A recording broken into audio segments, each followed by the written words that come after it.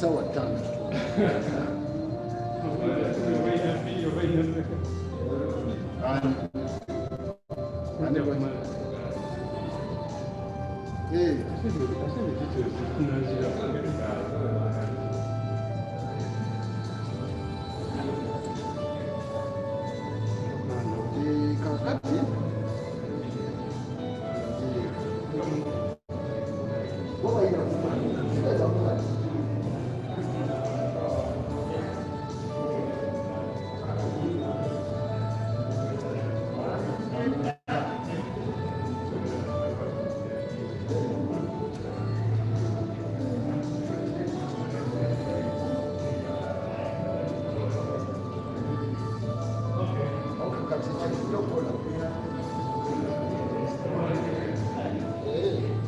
Kakati mu bagambe kategori tomuoni ngati chinti twogedde naffe kakati kujja kubeera nga nkubidde enkya ekuba bulijjo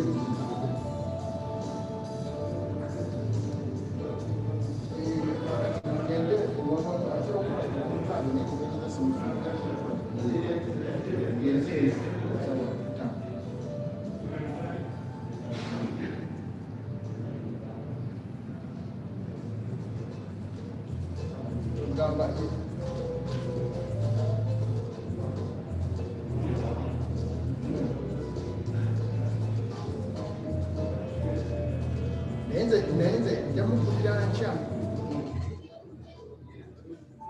bali wano emyange tegesendegakwa tukola tutya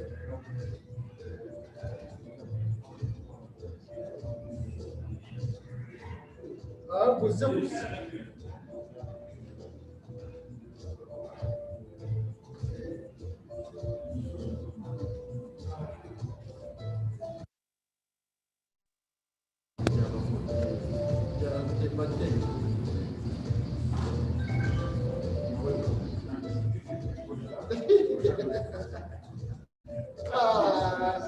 introducing, I should have introduced him.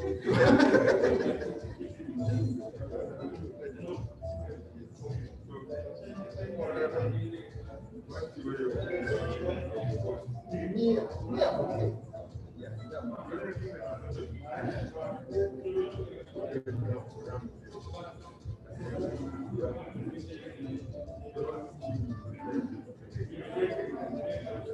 Maybe it's too many things.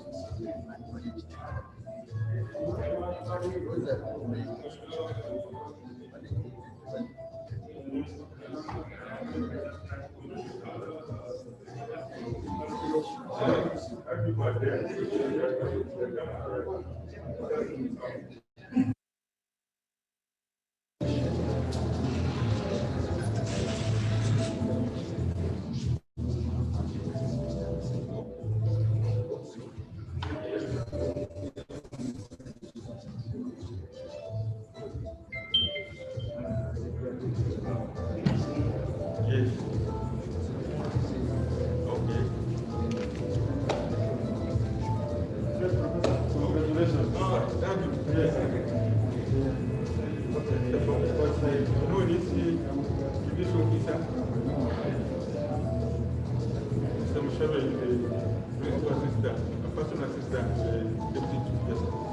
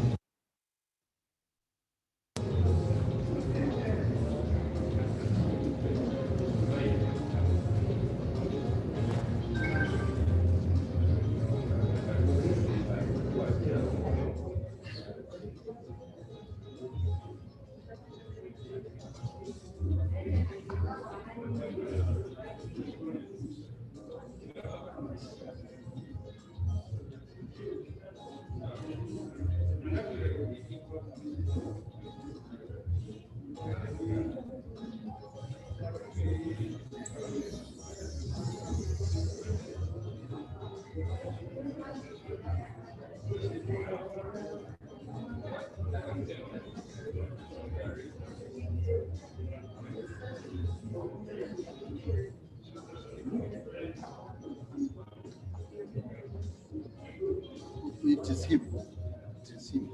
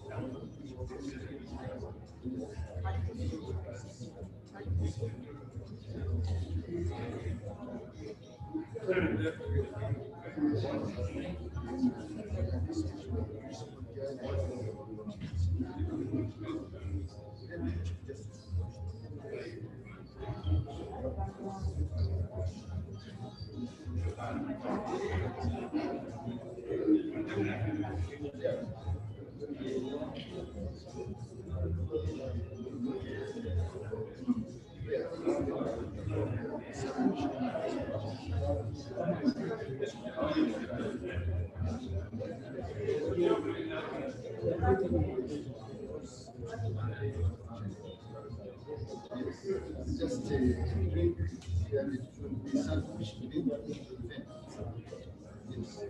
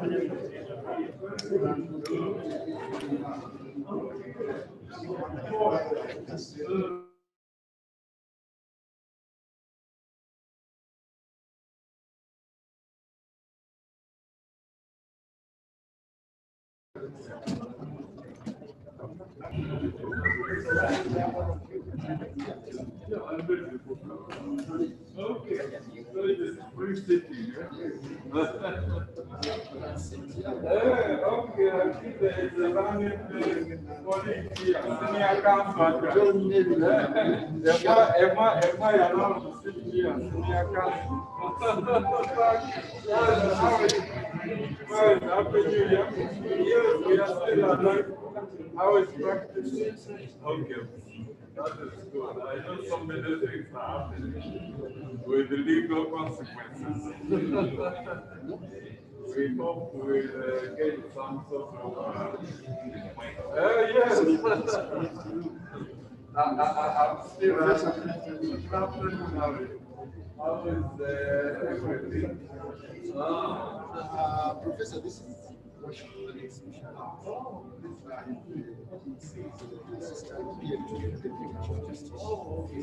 Nice to meet you.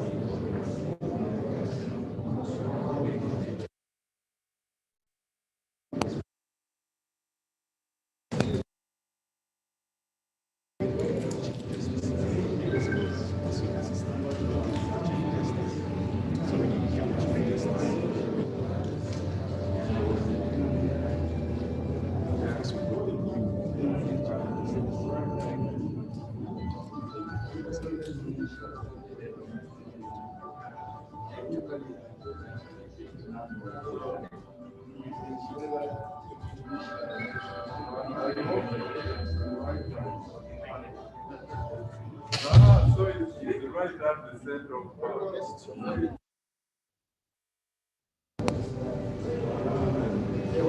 The hotel is going to put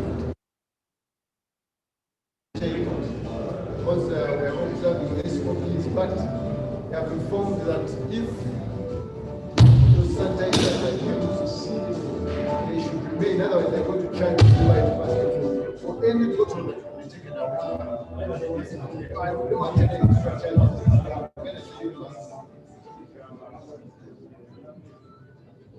The event will be done whilst observing standard operating procedures. But I've been informed that they're going to put sanitizers on each table for use, our guests. But the bottle, after the event, shall remain. Any that shall be carried away, the cost shall be visited on the university. We don't want the university to carry out any cost. Thank you. So observe standard operating procedures. Put your mask like that. Thank you.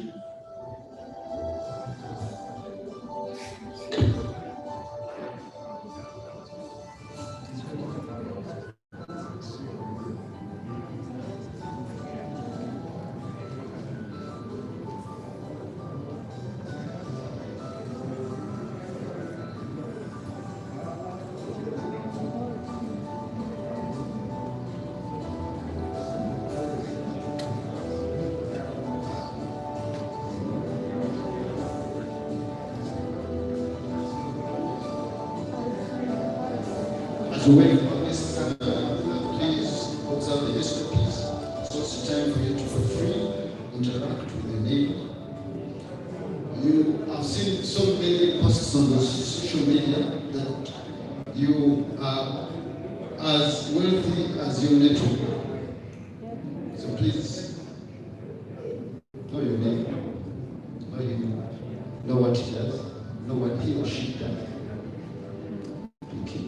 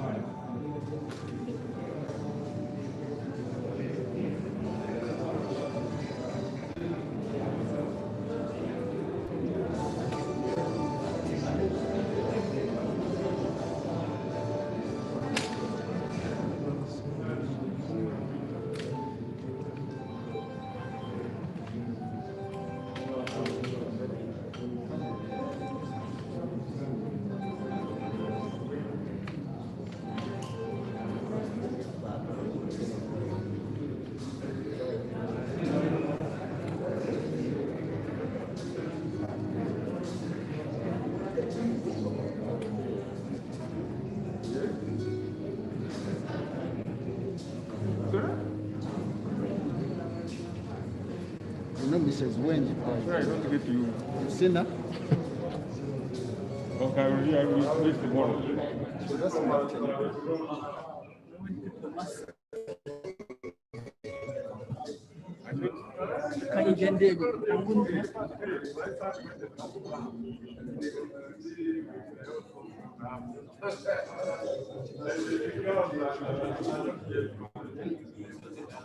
Yeah, the girls are okay. Yeah. This one is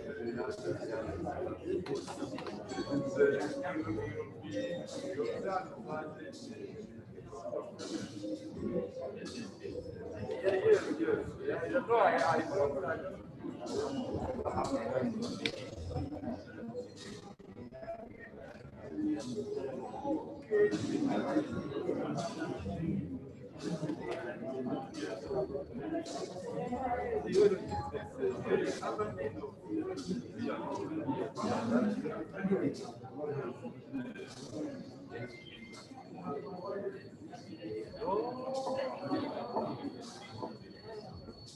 that must have been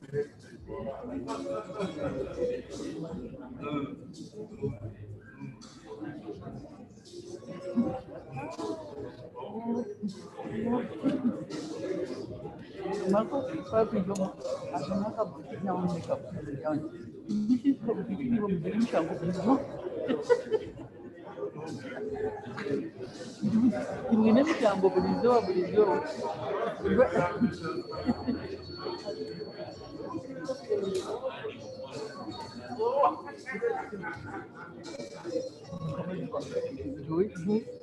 You know what? Oh my God. Are you serious?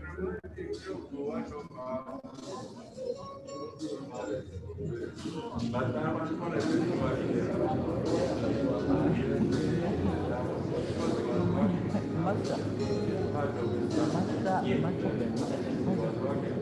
Apa kerja? Apa kerja berarti berani bukan mungkin. Aku pasti nakala hati aku polisi lagi. Most of them they don't care. They don't care.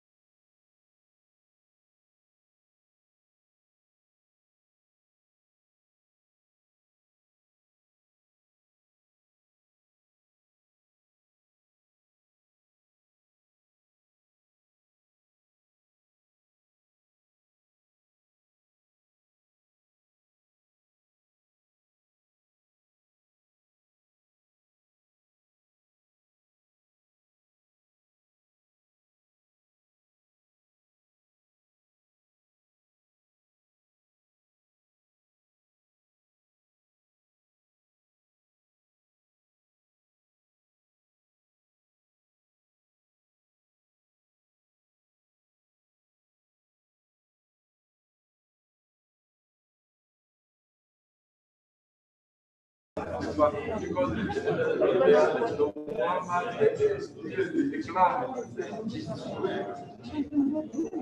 yes, yes. Yes, yes. Yes, yes. Okay, okay. Yeah, yeah, that's Still there. that's very good. That's very good. So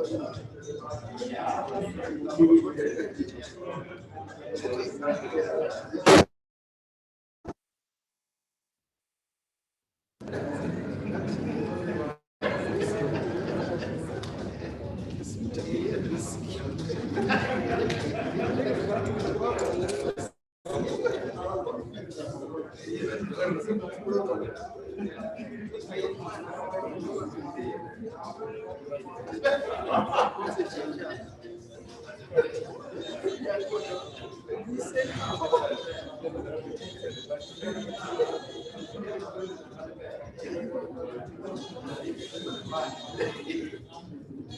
about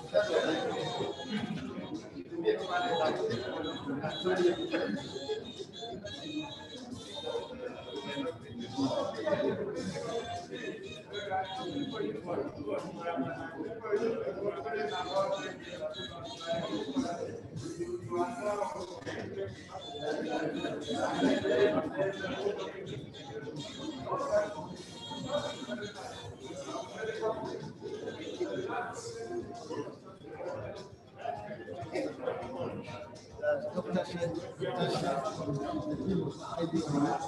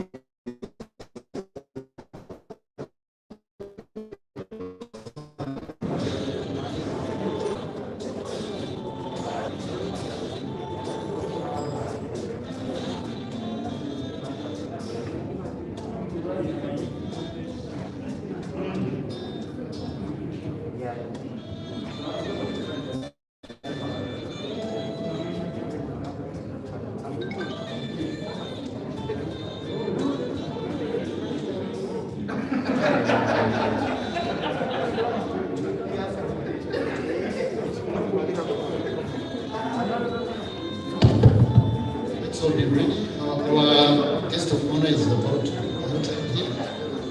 Let's all be ready, prepared for him. He's about to enter here.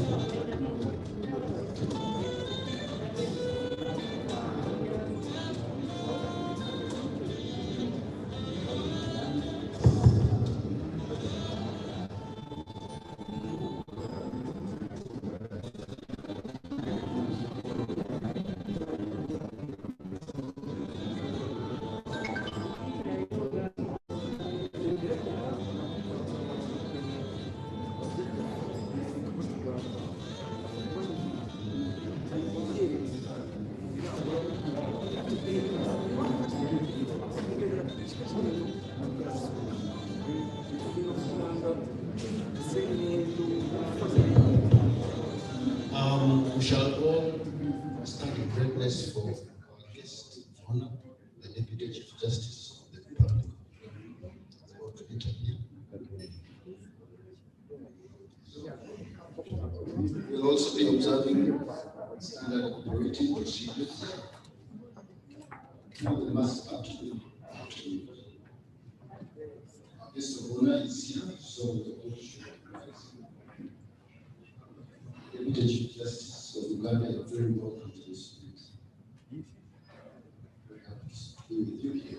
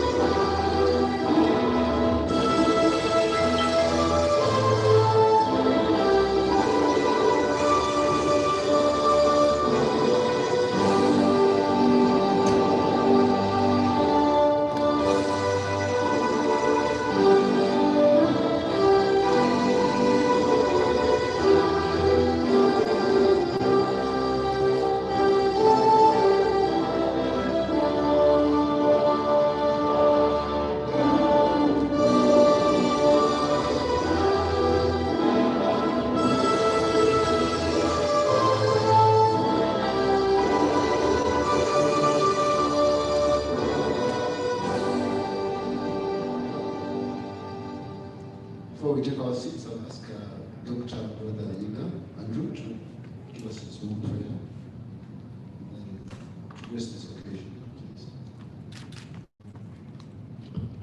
Let us come ourselves. Heavenly Father, we thank you for the gift of one another. We thank you for the new day. And we thank you for our country, Uganda. We pray that you guide this function, this for good, and make us grateful forever and ever. Thank you very much, Dr. Professor Yiga. You can now take your seats, please.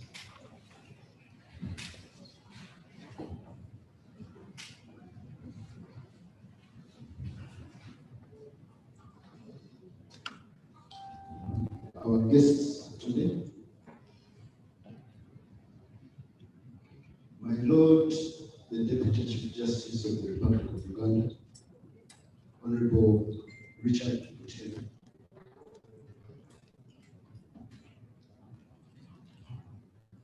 the Chief Registrar of the Courts, the Assistant Registrar, the Personal Assistant to the Deputy Chief Justice, Worship Alex,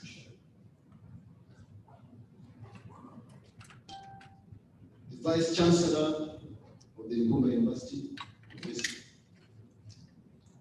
Jude Bwengye, the Vice Chancellor Emeritus of Uganda University, Professor Bwengye,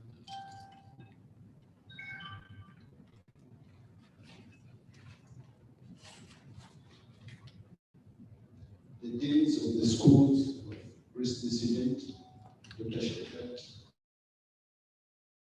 Dr. Kamis, and Professor Chibin, the University Secretary, fellow legal practitioners, our host, Professor, as we call him, FBW, Francis Wazarwa Bwengye. They are all very welcome.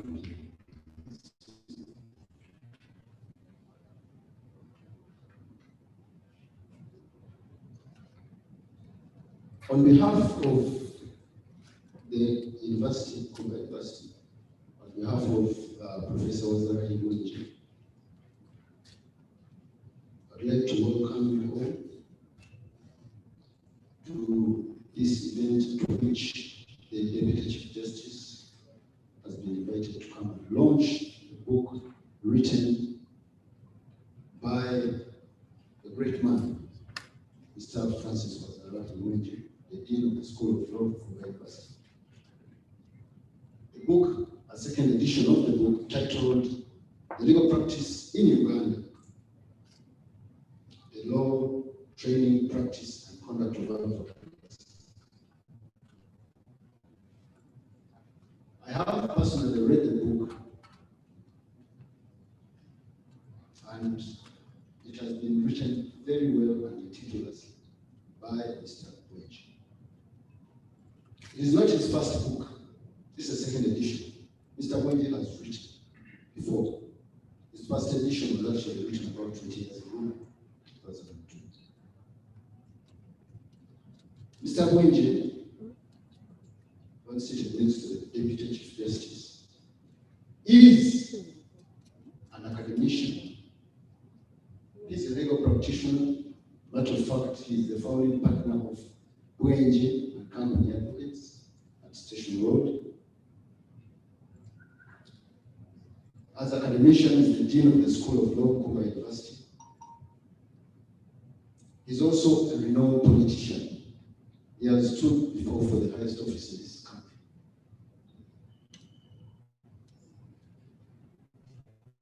And he has a reputation that follows him. I therefore imagine that with all this, it has been a very arduous task for him to put together that book, to bring that product the way you will see it. Very, very beautiful cover, very well written.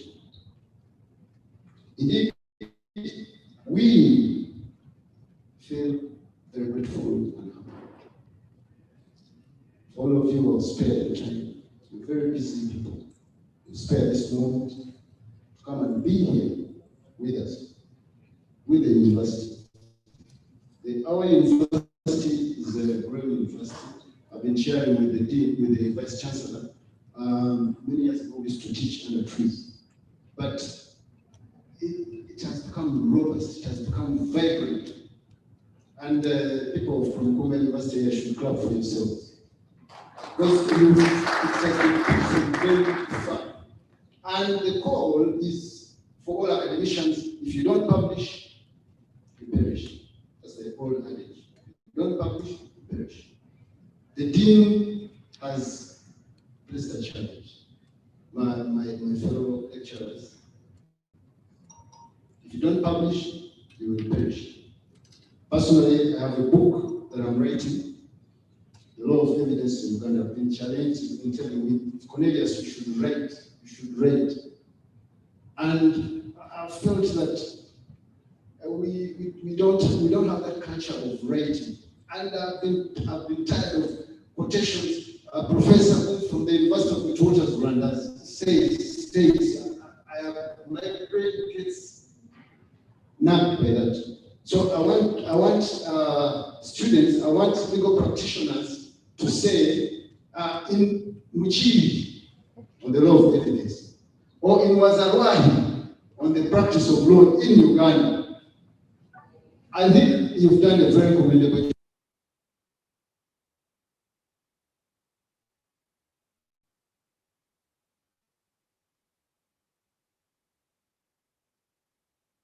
The book is available at the station down there for 100,000 shillings. It will also be available at Aristoc bookstore. Unfortunately, it's not my event. I would have spoken on and on. But mine is to state, manage time properly, because I know people are very, very busy, they have busy schedules. And give the opportunity to the person is the reason why we are here. Our management of time table will be like this: that we've done the prayer, done the introductory remark. Immediately hereafter, I shall call the Vice Chancellor of the university to give a speech. Then I shall call the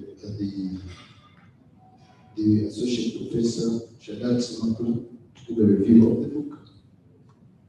Then I shall invite the DCG to launch the book.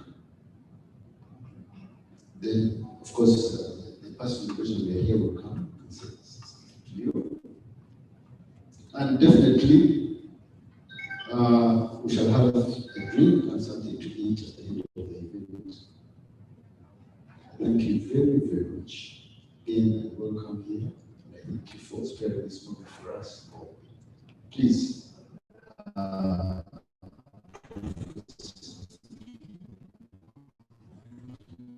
The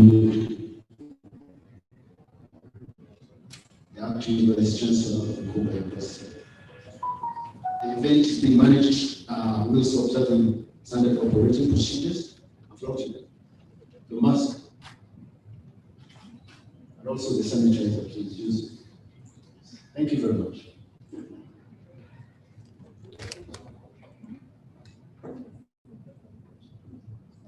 Thank you, MC.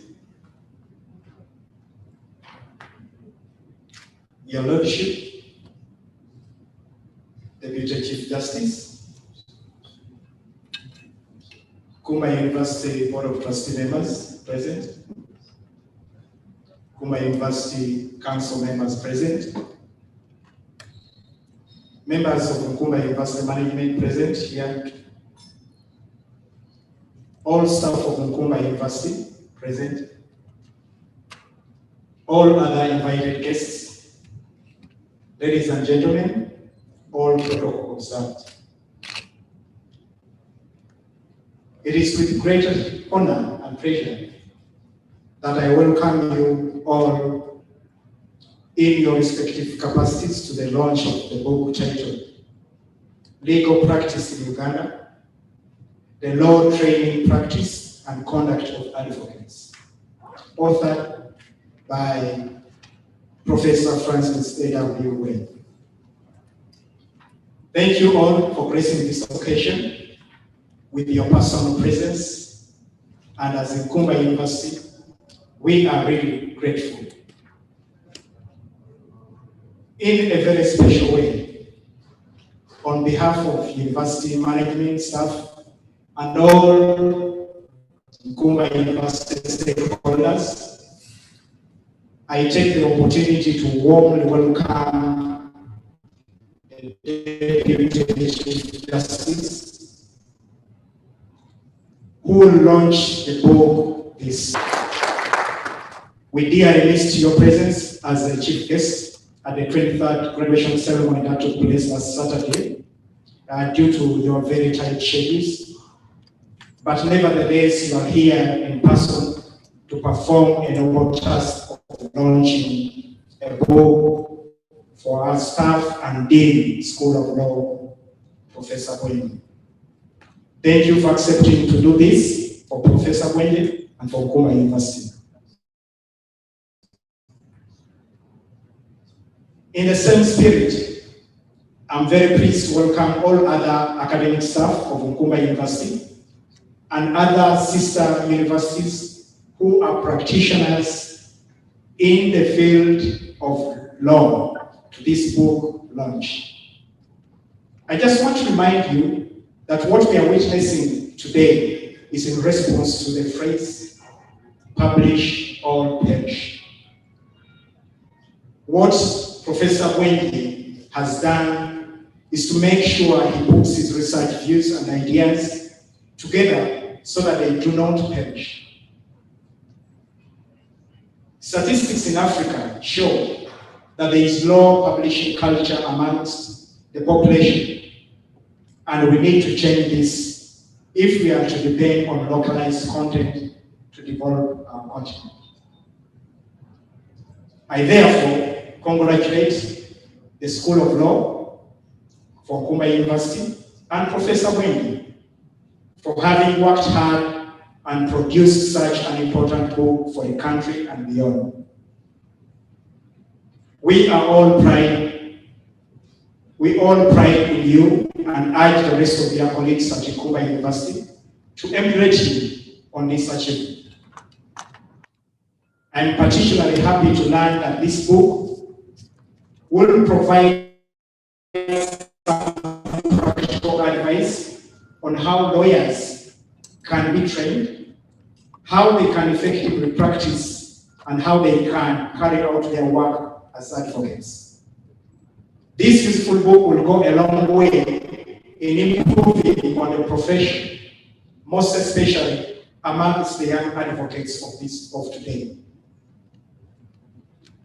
Harnessing other experienced lawyers' knowledge, like Professor Bwengye, will not only prevent and manage unprofessionalism within the legal practice, but also rehabilitate those advocates who have gone off track in administering their oath of practice. Your Lordship, Kumba University has a vibrant School of Law, which offers several degree programs, which include Bachelor of Laws, Bachelor of Criminal Justice, among others. These programs have seen students graduate with degrees on a yearly basis, and several of them admitted to the LDC for further training.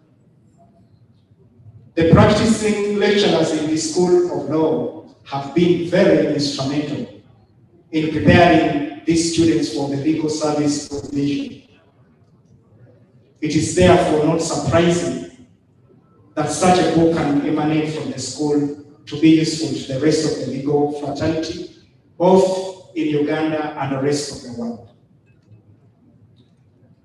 reliance on localized content, such as this book that has been authored by Professor Bwengye, is very paramount in guiding others on what to do within the local context, than only relying on foreign content to determine work ethics of the advocates, as already portrayed by Cornelius. Ladies and gentlemen, the book that has been authored is magnificently woven, a woven guide, and with a practical perspective with the advocates of this era.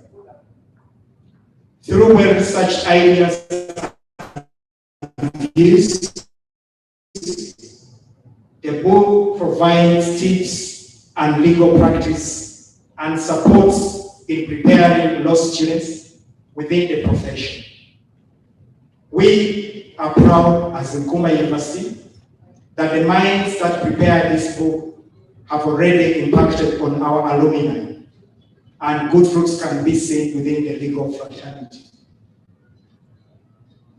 Thank you for always imparting such important knowledge and tips to the students as they prepare themselves for the world. Ladies and gentlemen, I'm happy to report that even during this period of the COVID-19 pandemic, hardworking people like Professor Bwengye managed to put their free time to good use, and hence this book being a reality. I would like to encourage all other people out there who have the experience in other fields to put their time to good use and author many more books like this one, since we need a lot of contextualized and localized content for our future generation. Since we are living in a digital era, I hope the book can also be availed electronically at an affordable price for all students across the world to have access to. Once again, on behalf of Uganda University, I congratulate you, Professor Bwengye, and the School of Law for a job well done on producing this magnificent book.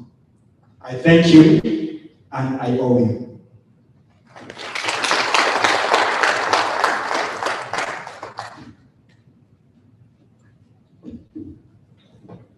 Thank you very much, the acting VC, Uganda University, Professor Jude. At this juncture, I would like to recognize the presence of His Lordship, Religious Kasule, Judge of the High Court, of the Court of Appeal. Sorry.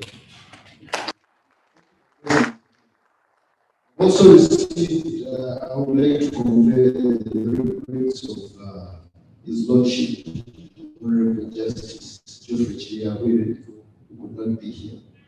He is with us in spirit. He went to represent the Chief Justice in Bulu to open a session there. We advise him against driving so fast to come down to pay.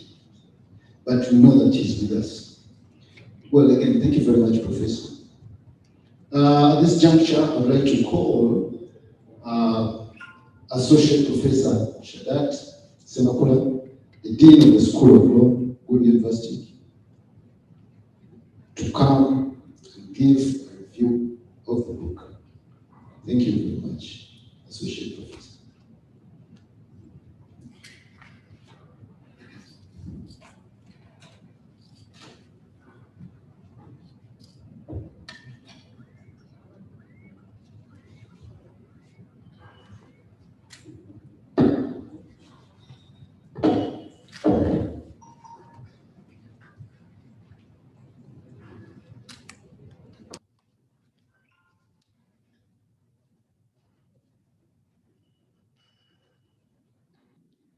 Allow me to salute each and every person. May Allah, the Omnipotent, the King of Majesty and Supremacy, award each and every person who has traversed to be around in the launch of this book. much gratitude go to the guest who has contracted the last will, but because of his love for academia, he accepted the invitation to be around to see that he launches this book. Deputy Chief Justice Bwengye, hello. We also have Justice of Court of Appeal, who has also given short notice to come to the launch of this book. Justice Rob Kasule is also with us. Strong apology should be noted to Nkumba University Management. The principal judge was on his way to Sheraton, but he was given a call to report to State House just 30 minutes when he was just coming here. So that apology should be noted. He accepted the invitation, but the circumstances of his position did not warrant him to be here. The profound scholars, it is prudent that if I don't mention your names, it would be disproportionate. Professor Chiwinga, being a scholar and a publisher and an author of so many books, this event made it better than many of us. Thank you for attending. The other academicians have seen the Dean Faculty of Law IIU, who has traversed all the way from Mali to be here at this launch. We salute you for the capacity, and also your attendance is much recognized. The case of the Deputy Justice has done all the best in this preparation.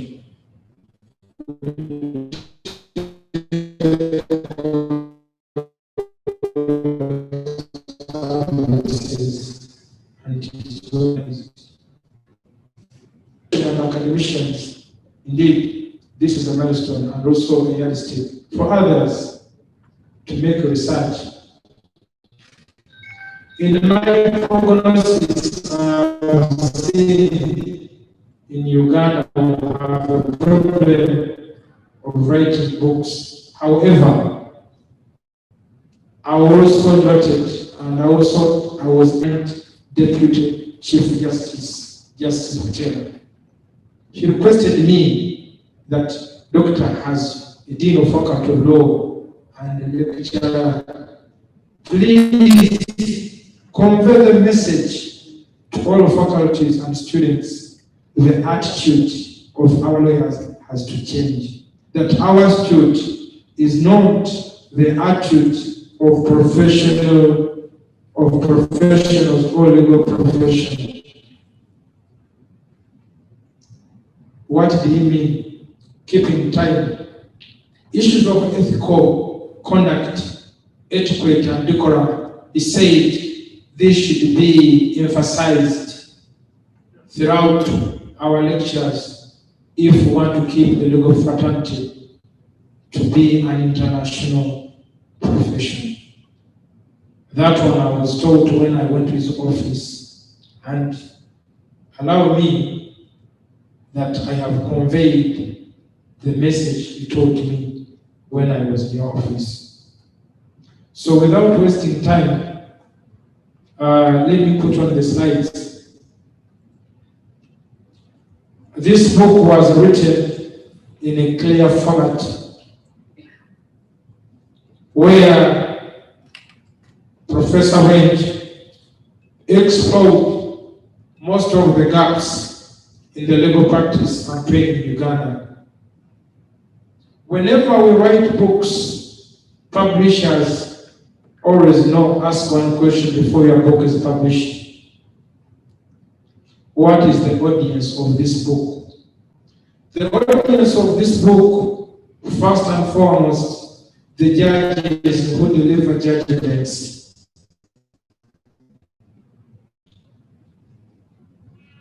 The practitioners or advocates in Uganda and international. Lecturers at Law Development Center, the East African community. Remember, we are part of the East African community. And if you don't understand the legal practice in member countries, the East African community is bound to do. The foreign advocates who may want to practice in Uganda, Commonwealth countries, remember, under Commonwealth countries, we have what we call the Privy Council. We all know Privy Council, the composition of Privy Council are judges from Commonwealth states, and most of them at the rank of Court of Appeal and Supreme Court. Their judgments is of importance in jurisprudence. However, it is persuasive. But you'll find that Uganda, being a former colony of England, most of the decisions of Privy Council are also taken into consideration. So this book is also important in Commonwealth countries. Faculties of laws and colleges, the Law Council, which governs the legal profession, this book is of importance. We go to the next slide. I've said the issue that the book was written in a clear, where author analyzed materials dealing with legal practice in Uganda and answers the current debate on legal profession. So go to the next slide.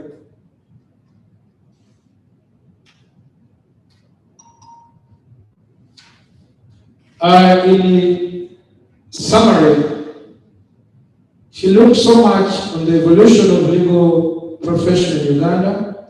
We all know that when order and council came into play in Uganda, it ushered in the Lancaster or the English system of legal practice. We all know under the evolution where he tackled so much in his book that earlier it was a hard one to be an advocate in Uganda. You had to be a barrister or a solicitor and subject to do the exams in England. However, this changed as time came on, that the demand of lawyers or advocates was less. This brought ushered in a new system whereby we are seeing by 1970, we are seeing that the first law school in East Africa was established in Islam, and among the products, Professor Bwengye, Professor Sempre was among those, to see that even the Africans can be advocates within Uganda. Initially, it was only the Asians and the white people or the Europeans. Next slide. We all know that due to the shortage of qualified advocates from London, then what we call the pleaders, most of these pleaders were Indians who were working under the colonial masters.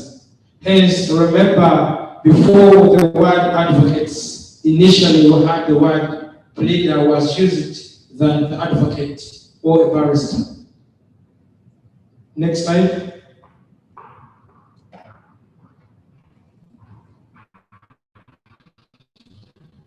Remember, by 1963, under our colonial structure under the East African community, the University College in Dar es Salaam opened gates for Ugandan lawyers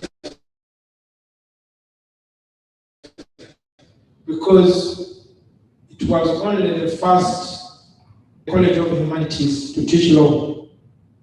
Then the students would go back to their mother countries and would practice law.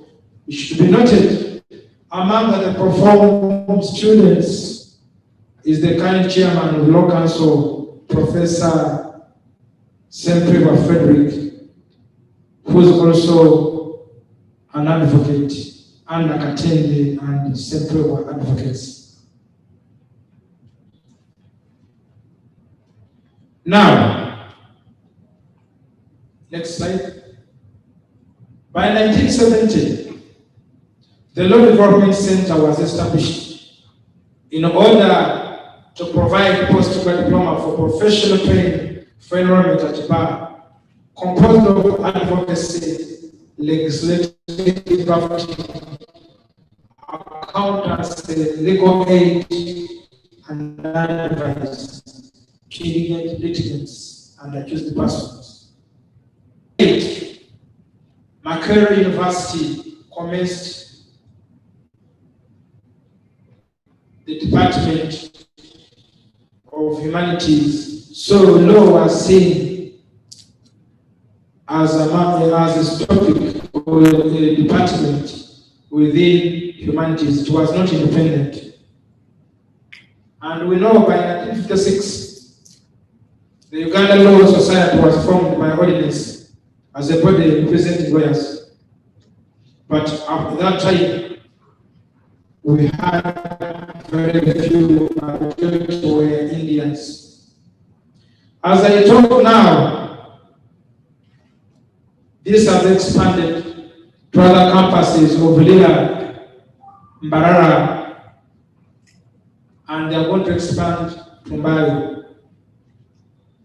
The monopoly of the legal professional has now been opened up. That goes back to what the Deputy Chief Justice told me. Now, since there are so many lawyers or advocates, the character would be the yardstick, because now there are so many advocates coming out. So if you don't have a good conduct, then you will not have clients. Next slide. After the formation or establishment, Gawa Committee, this is a committee that was established in London to enhance legal education. Uganda being a colony of England, whatever goes to England, they always learn the developments or the evolution. So the Gawa Committee, in order to enhance legal education in Uganda, recommended that the main objective of the bar is to impart practical skills which would enable a lawyer to put in practice. It should be noted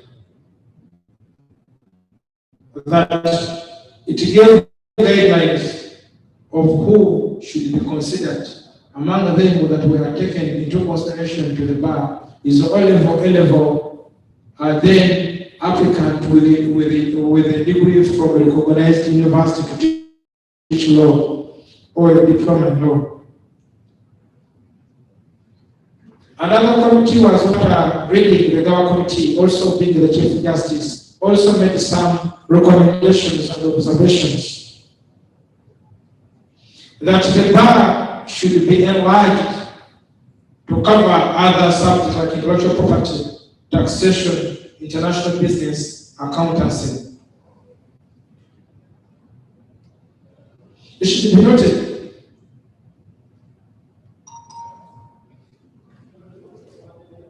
that the Gawa report looked at also the other practical issues, like establishing a professional partnership, office organization and recording, interviewing clients, drafting legislation, delegated legislation, wills, commercial conveyancing, and indictments.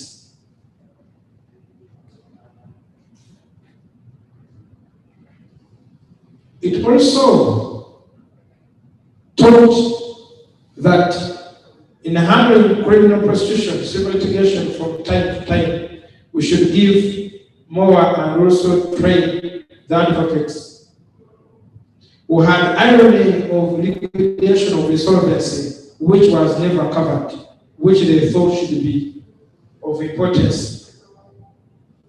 The issue of etiquette and decorum or ethics. How do we charge the advocate's work? And then the issue of professional letters. After considering that, they also had to change the entire syllabus, which is now being taught. Now, the entire syllabus covers those subjects at the moment. However, in the current book, also referring to Ode Committee, the author has also advanced in his book that lecturers at LBC should not only be advocates, they should have a master's and above, so that they can write, and if they write, then we can develop the jurisprudence of Uganda, the way Kenyans have advanced in writing their books. He also argued that we should open up to allow international advocates to practice in Uganda. In his book, he said that the denial to allow members to practice, especially from East African community, we are also impeding the progress of East African community.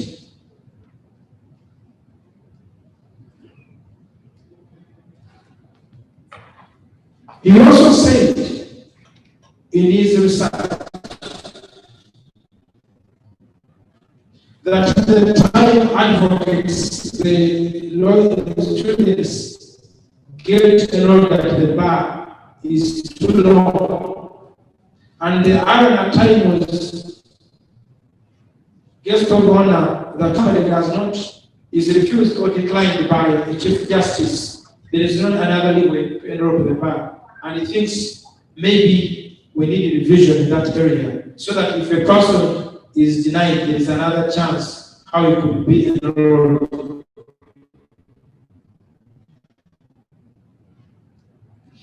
In his book also, he said that when there is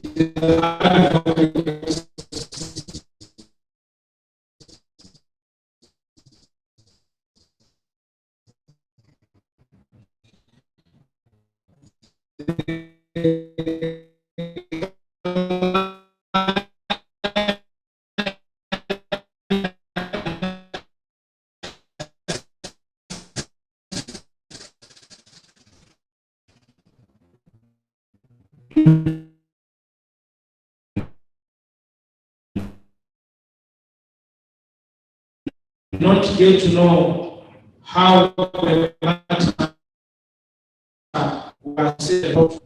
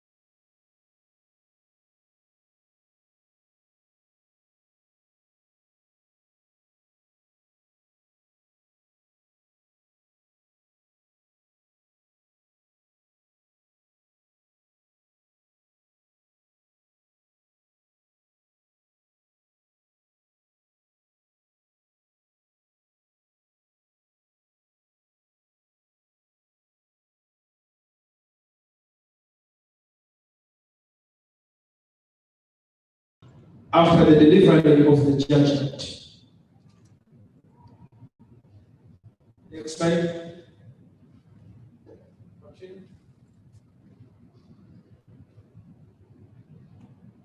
So on the issue of disciplinary committee, I think that one I've discussed it, why I argued that when a lawyer is complained of to the law council, the lawyer is notified of the complaint, but the client, the mechanism of involving the client to know the outcome of the complaint is not provided. So in his book, he argued that the client should also know the steps of his complaint. Continue.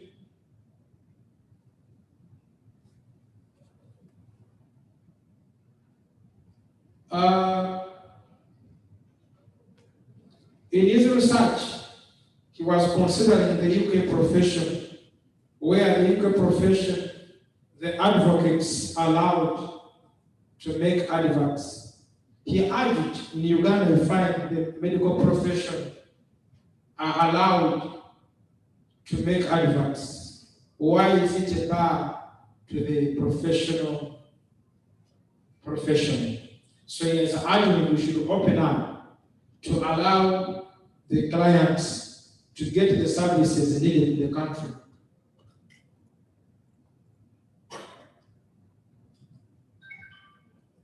Next.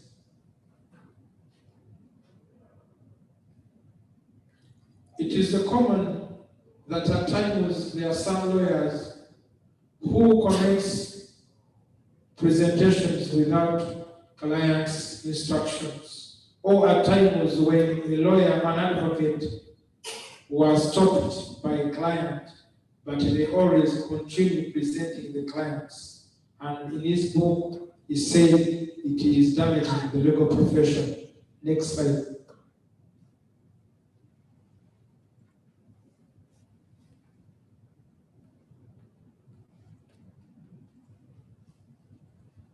In his book, he said that it is not professional for an advocate to be a party to a case because of conflict, but at times it happens in some proceedings.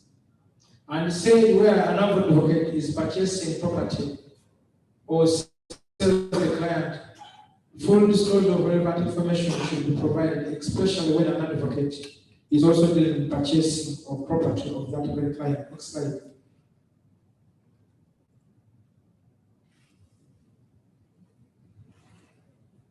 Now, we all know we have had cases in media where an advocate is claiming to be a beneficiary of the will. In his book, he's making some corrections that if you know you're an advocate and you're the beneficiary to the will, it is better for the client to get another advocate so that you don't engage yourself into that will. Otherwise, at times it creates conflict of interest. Continue.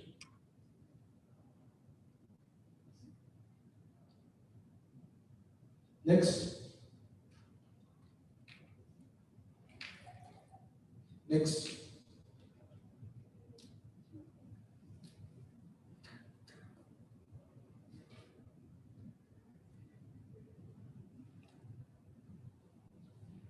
All those cases were some of the cases whereby at times an advocate, there was a delay of the advocate to get the PC.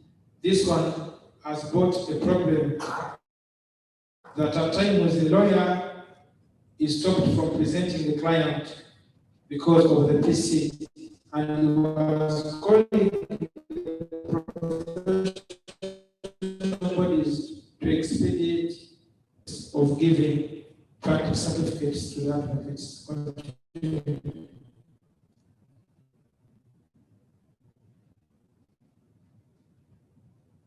Now, the problems of accounts records, and he was calling on all advocates to make sure that client money is never mixed with the firm's money.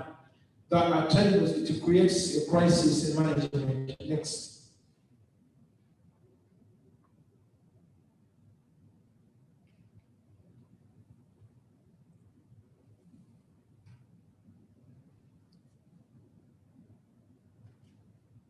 Next slide.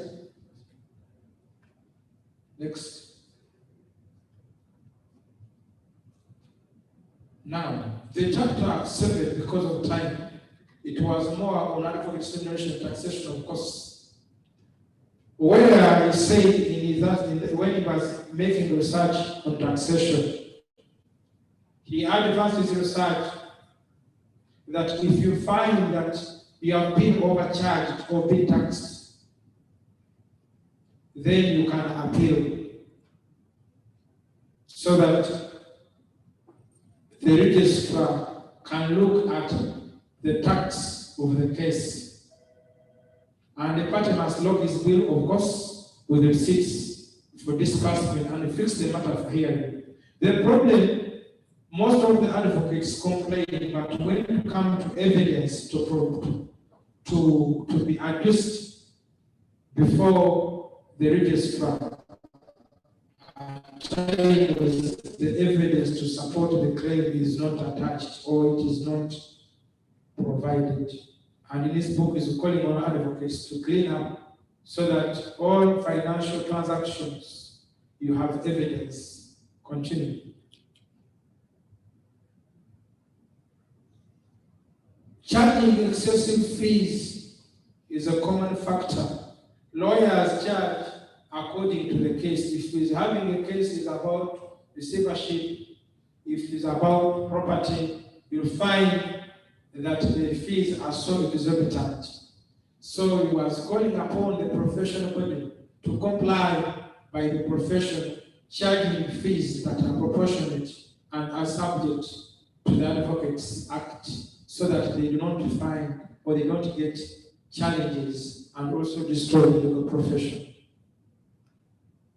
Where a person finds that the bill tax is excessive, he may require to be heard by a single judge before the bench. So there are all avenues for the lawyers so that they can have their taxes handled in harmony and legally. However, at times, many of the lawyers submit after 7 days, and at times it creates a crisis because of the duration provided 7 days. Next slide.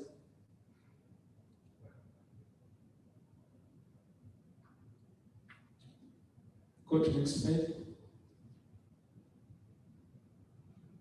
That's the slide. This was more of the types of fixed accounts and disbursements, which I think the issue was most of the lawyers, they need to know the types of costs they incur in order to prepare their financial returns.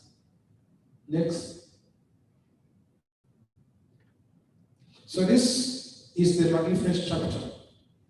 Remember, our time is limited, but this is the most important chapter. Remember, this is the second edition of this book. In that chapter, he makes a lot of recommendation. He says the form of the law governing the legal profession in Uganda is urgent. The legal education in Uganda is governed by the Advocates Act as well as the laws. He said we should also look at outer counterparts like Nairobi and Kenya, and also reform the law governing the legal profession in Uganda. Why? Why he said the law governing the profession? He wants to open up gates. There are some lawyers from Commonwealth countries, maybe Nigeria, that are not allowed. He said yes, they can practice, but they let them be on contract, which is subject to renewal, but allow them to practice. The same is calling upon the East African Federation to allow advocates from Uganda to practice in the other countries, and also we should also open up. The requirements of being an advocate, maybe he was of the view, like Inuka has got an IELTS. IELTS is a course a person has done bachelor's. She can start from a law firm. Then afterwards, after 5 years, he sits exams for IELTS after being in a bar for in a law firm, and then he qualifies as a solicitor or an advocate.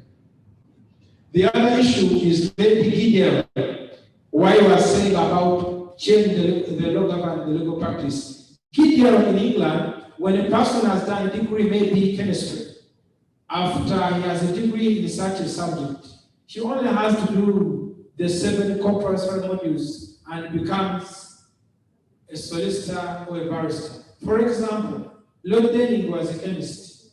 From chemistry, he did KDL and he became a master judge that most people quote.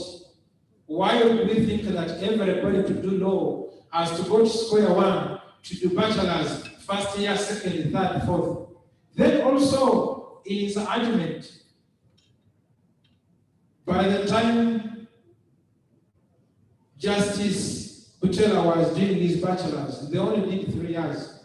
Why are we doing 4 years? Those are some of the issues he's recommending, that we need to reform the legal profession to be international so that Uganda could be seen as an international vehicle.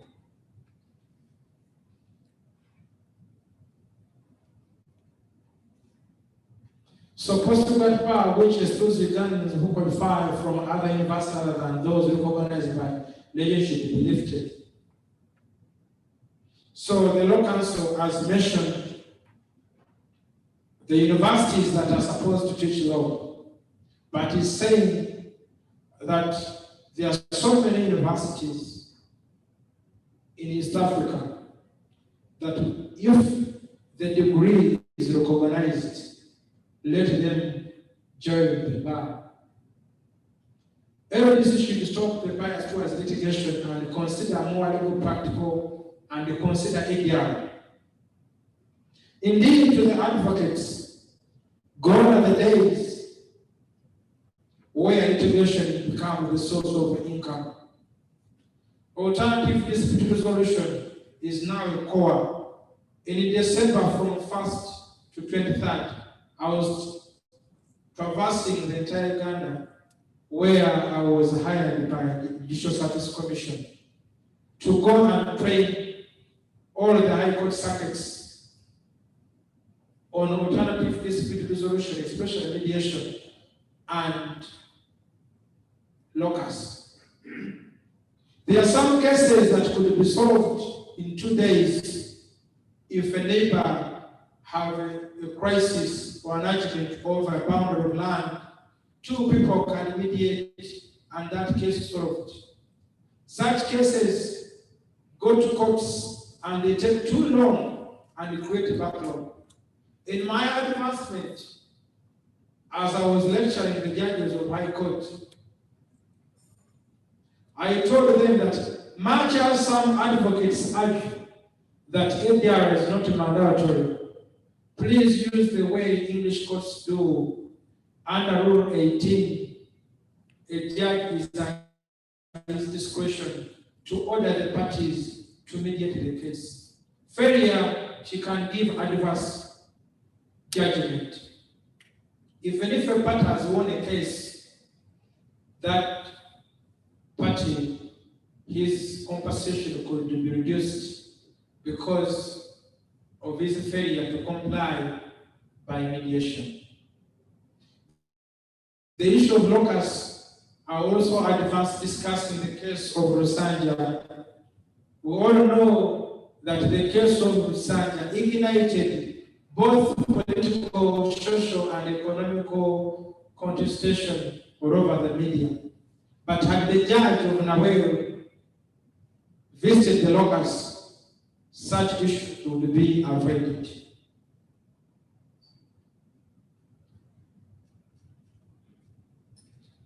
He advanced that the law school has become bigger, farms are too big, and we need to have short, small farms if our students are to do better, and also in regards to clerkship. He said that the amount of money paid to the lecturers is too small, or the wages are not proportionate in order to uplift the standard of a lecturer, and he argued that the lecturer should be funded in order to publish so that jurisprudence of Uganda can be read and understood internationally. But now most of the lecturers at LBC, Majority do not have a master's or PhD, and those who are there rarely do not write. And this one, he said that if they don't comply and they can't read, they cannot publish, Professor Bwengye was saying their contract should be terminated. That was his argument, not another.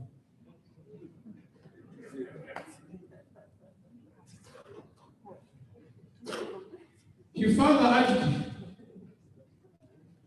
we all know that advocates who have just finished in other countries, there is a minimum wage that they are given. And he was advancing that our younger students that have just completed LDC should not be exploited. Something minimum wage should come up to cater for them, because some of them work in law firms, they have no money, they have accommodation, and at times firms just tell them, we shall pay just on commission, and we find some of them cannot survive. So he was arguing to come up with something like a minimum wage for such students. He also advanced in his research that modern commercial cases are not handled in litigation. It is true to assert rich people go to courts. They go to international arbitration centers. So the calling was is to allow arbitration to be advanced, and also all the lawyers to welcome that new approach to see that arbitration is now becoming the center for commercial disputes. Canada is around. Recently, we had another ICMAC, which I also discussed that for you to form a tribunal, it should be under an act of parliament. So I don't know where the lawyers were getting the act to establish their own tribunal. So given the time's consequences, I have also been asked that in his book, if you are to write the next edition, to consider other forms of litigation. Let the religious leaders be another mechanism of solving disputes, or the elders, as we saw the church in Rwanda, as a mechanism of solving disputes. Allow me to make a synopsis in this revision. It was a very, very big book of so many pages, but I have to just make it a summary, given that time is our worst enemy. And please, my calling is to purchase this book, especially the advocates, as also to encourage Professor Bwengye so that he can now research and publish the third edition. The books are on that table. Each book is at 100,000. You can buy for a friend, a school, a concerned citizen or international organization, or a member of the East African community. The guest of honor, I know I've taken long to summarize the book is big, but with those few remarks, this is one of the best books produced in Uganda, and it touches every cornerstone of the legal profession in Uganda. So I salute, and may God the Almighty allow you to go home in peace and harmony. Thank you very much.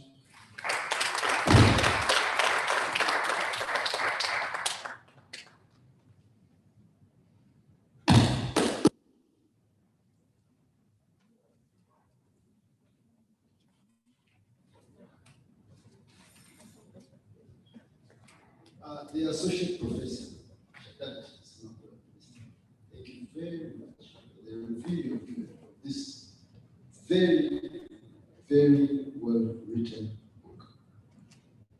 I'm very sure one of the senior practitioners here and the lecturer at the center, Mr. Bwengye, has had recommendations and shall convey them to the management of the center. My task includes also management of time. I'm some professor, he's made my work, associate professor, he's made my work easy because at the launch of my book, I already have the guest list. It has been written. Only the premises will be different. We may not sit here when we shall be, but the guest list will be the same. The next item on the agenda is the launch of the book. I felt that I shall leave that to the judge, the Honorable Justice, Bwengye come and give us a word, and then also invite the Deputy Chief Justice come and launch the book officially. Please, Justice. Thank you for listening.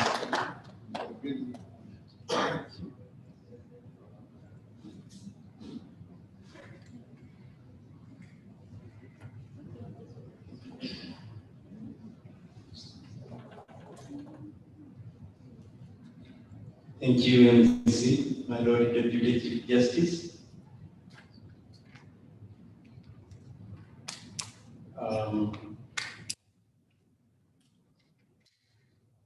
The person who has brought us here, Francis Bwengye, the author of this excellent book, my colleagues in the profession, and please, everyone, you are most welcome to this occasion. It's a pleasure that I have been given an opportunity to say a word or two on this occasion. It's a pleasure because the legal profession is facing a lot of challenges. Some challenges are positive, others are negative. But this is the stage where we are. We are developing as a country. We are developing in professions. And once there is development, there are also after effects. Some of them negative, and some of them positive.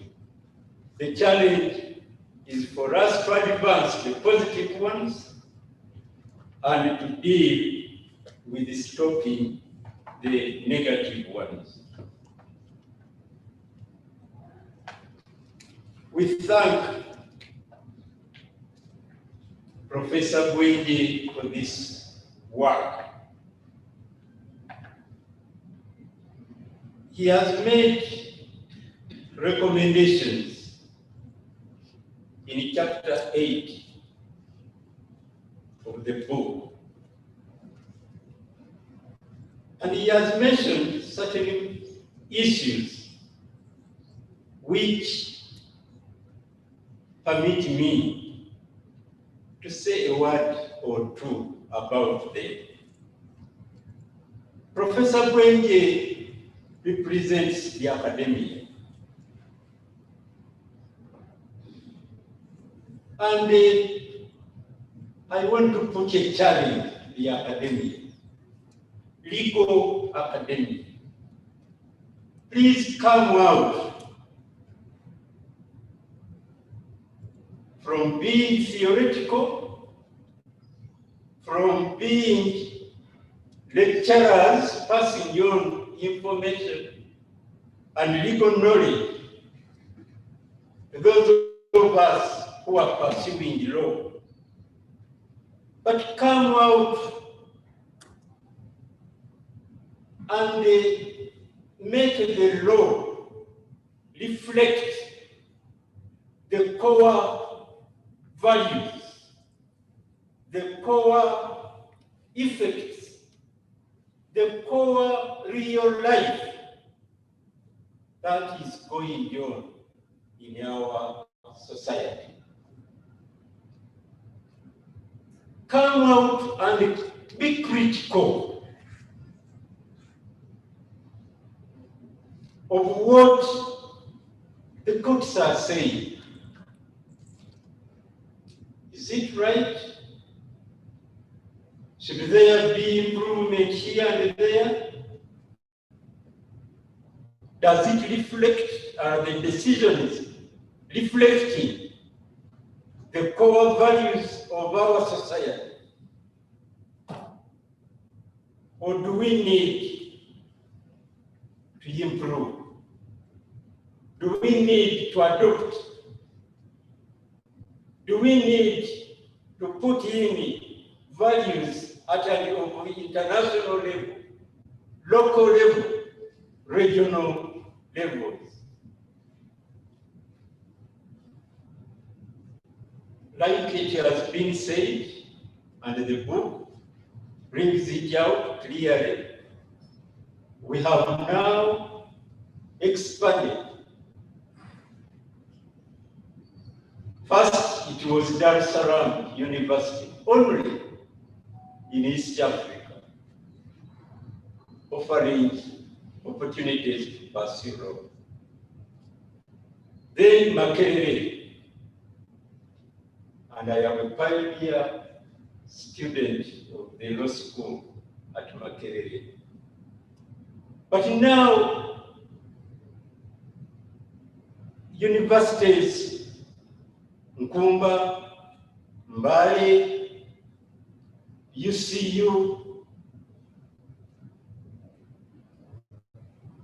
but how are we modeling society as we, members of the academia, at these institutions? How are we shaping the law?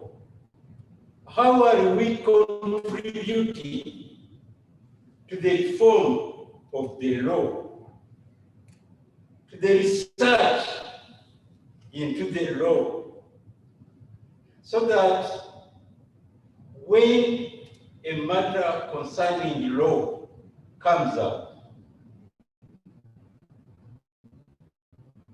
is it land issues? Is it human rights? Is it? How are we as the academia, how are we as the schools of law contributing in the growth of these respective branches of the law? My humble request is that let us come out. We in the courts, when we deliver judgments, we expect that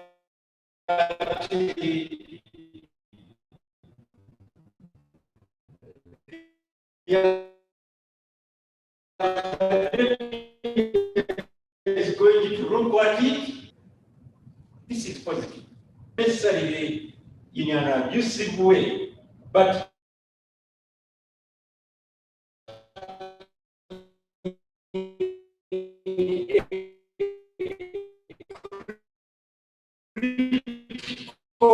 way that makes the ego grow.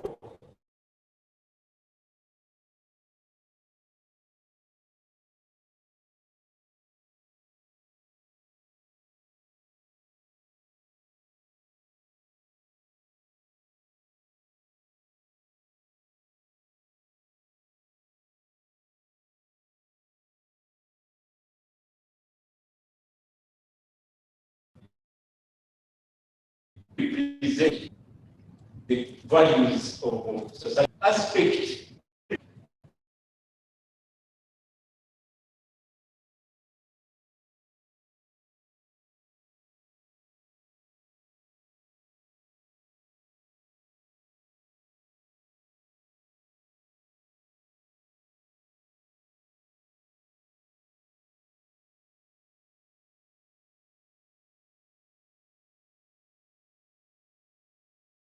Billions. So when you say cocoon ourselves within Uganda, it is not very positive. Let us break out, let us go out, let us both as the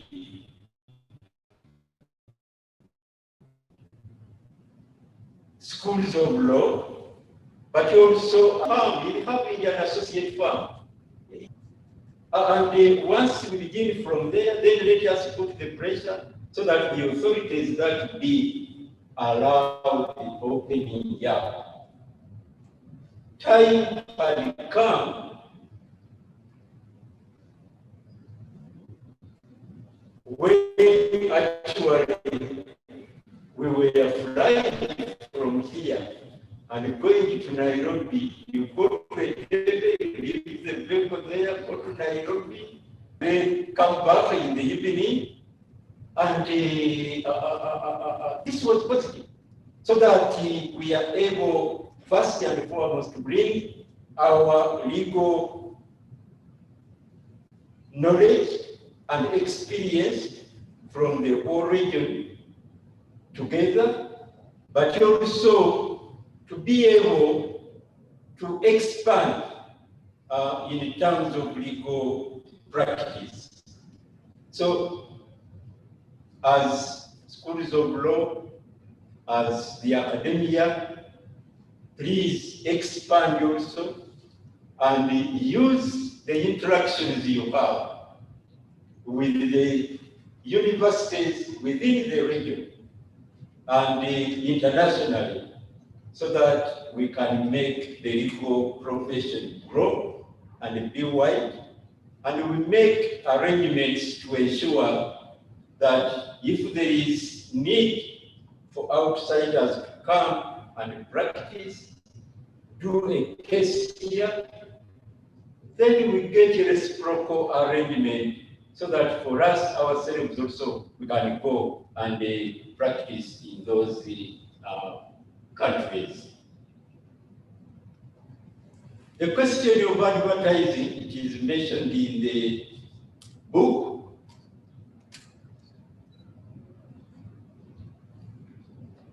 My personal experience is that it's the capacity of a lawyer that advertises that lawyer.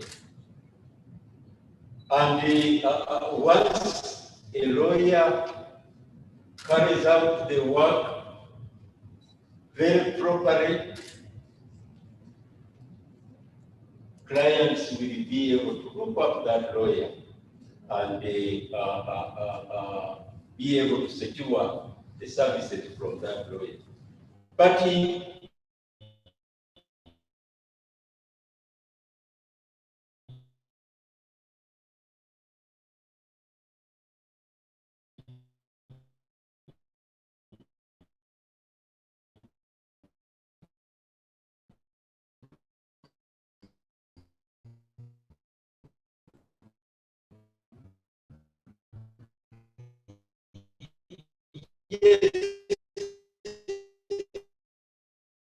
elsewhere, the lawyers advertise.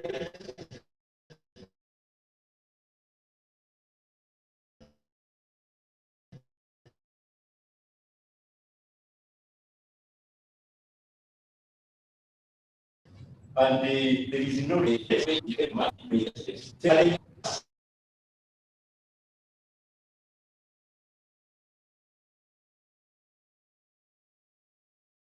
lives as far as the legal profession is concerned.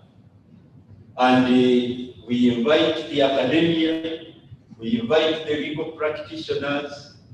Let us also, as much as possible, put down to book our individual experiences and expertise in law, like Professor Bwengye has done. And for us who are pursuing law in one way or the other, let us use this book to enhance our capacities in appreciating the various subjects and areas that the book covers. With those few remarks, it is now my honor and privilege to invite His Lordship, the Deputy Chief Justice, to come and launch this book. Thank you.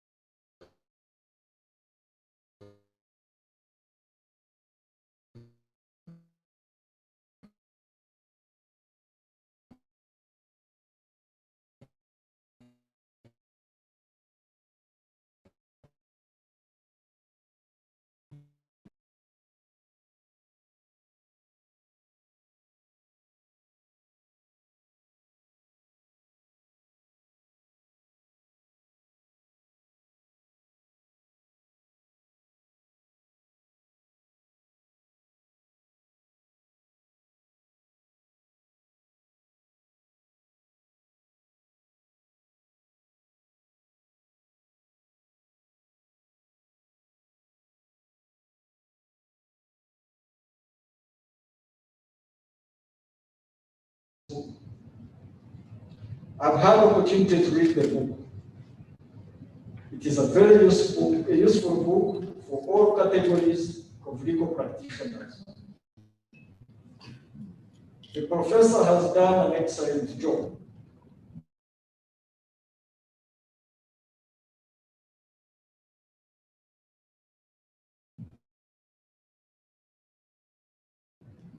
The book is legally topical and is clearly a product. I felt it like an honored. Since this will be an opportunity for me to comment on the insights provided in the book, especially in the area of the professional duty of an advocate. Many people are blessed with wisdom and factual experiences of life and exposure. This wealth of knowledge is at times neither shared nor passed on to its would-be beneficiaries. The publication of this book will, of course, enhance Professor Bwengye's biography, but most important, it will enrich us, the readers and consumers of this shared knowledge, skill, and expertise. It will not only benefit the current generation, but many more generations to come. Writing is important and critical for one to become a good reader. It is an essential job skill and a primary basis upon which one's work, learning, and intellect will be judged in an institution of learning, workplace, and the community as a whole. Writing equips us with communication and thinking skills. It expresses and shows who we are as a people. Writing makes our thinking and learning visible and permanent. It fosters our ability to explain and refine our ideas to others and to ourselves. While writing is believed to be an enjoyable exercise by some people, to others, it can be extremely taxing and tedious. Toni Morrison, a famed analyst, in appreciating the writer's efforts, once stated thus: if there is a book that you want to read but has not been written yet, then you must write it. This is an honest acknowledgement of the value that writers like Associate Professor Bwengye invest in composing publications like this one that we are celebrating.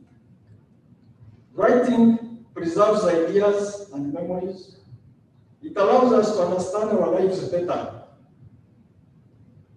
Through writing, we are able to entertain and to educate others. The importance of writing is quite immeasurable.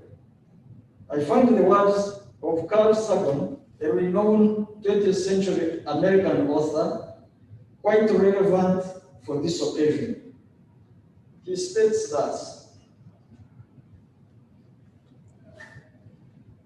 a book is made from a tree. It is an assemblage of flat, flexible parts, still called leaves, imprinted with dark pigment squiggles. One glance at it, and you hear the voice of another person, perhaps someone dead for 1,000 years.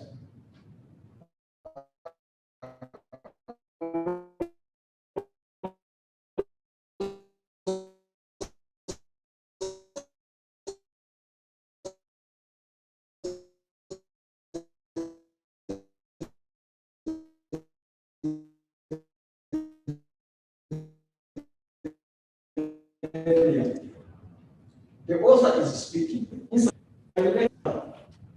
Books break the shackles of fine proof that humans can work magic.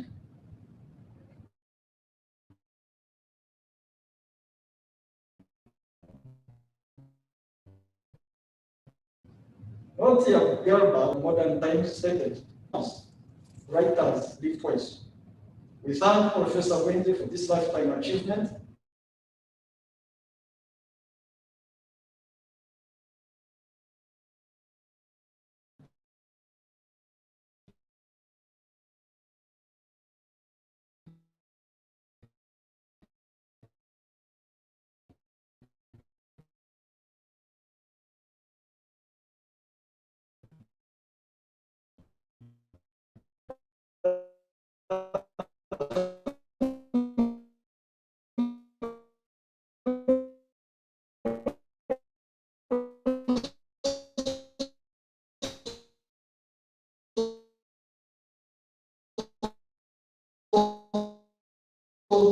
Have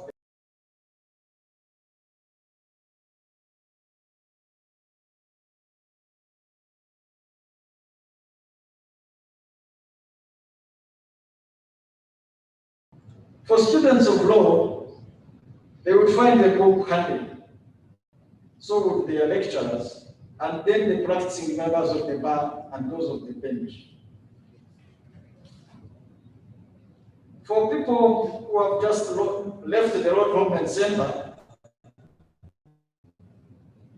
the book would guide you in finding your direction in the legal profession. The author tells you how to talk to others,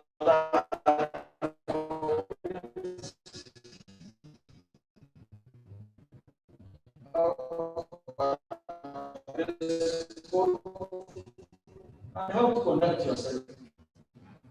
To teach all of us precedent and analogy.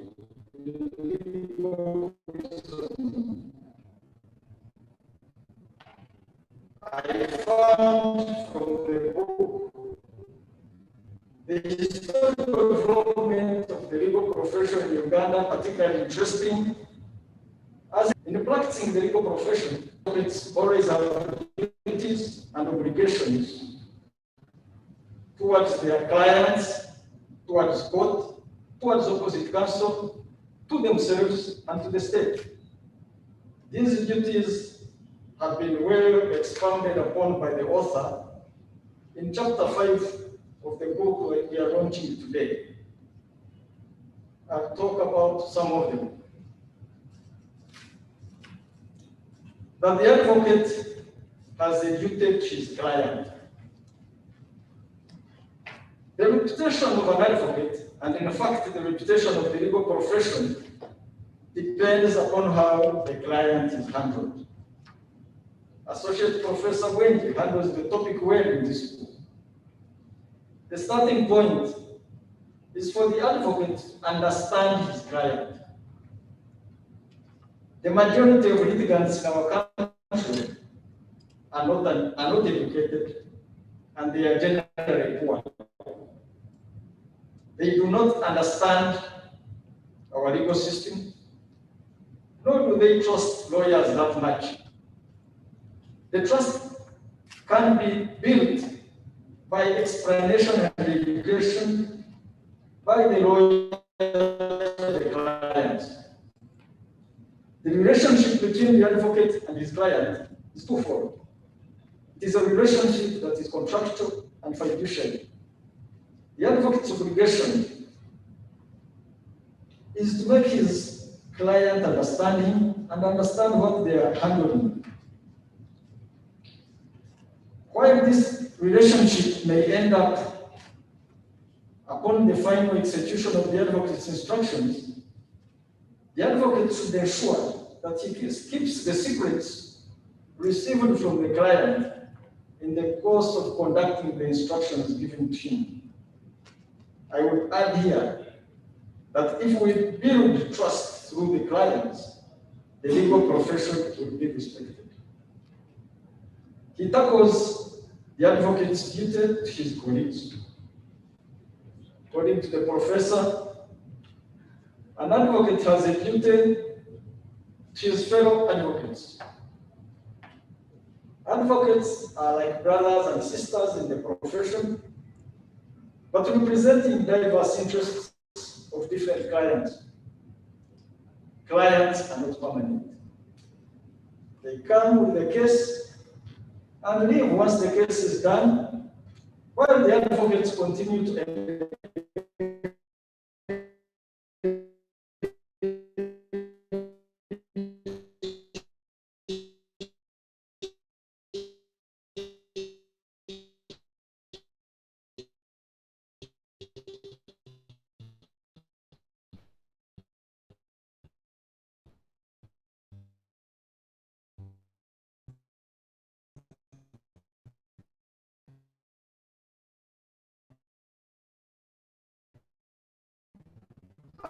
meet the important for good language by advocates, senior counsel, to introduce the other advocates as we observe.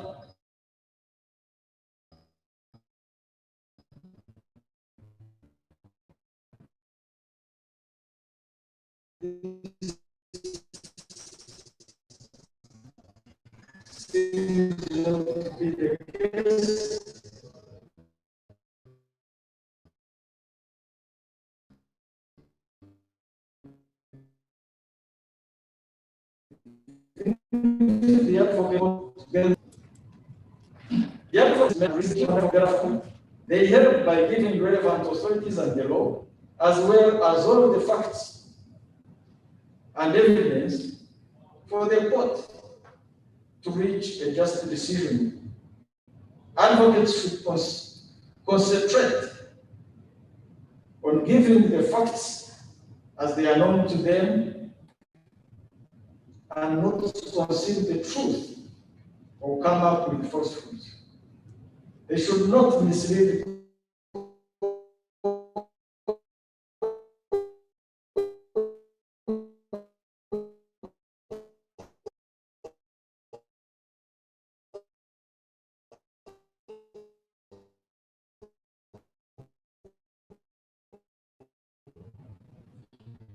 or present fictitious claims in laws of any country are enforced. Advocates are therefore with a role to play in ensuring that laws are fairly and justly applied to all the citizens of the country. Advocates can play this in different roles wherever they are. Many of them are legislators in our parliament. They hold different positions in different institutions, and advocates have a duty, wherever they are in these positions, to ensure that they help the state agencies fulfill the constitutional and statutory mandates where they happen to be at all the times they are. One is advocate's duty to himself or herself.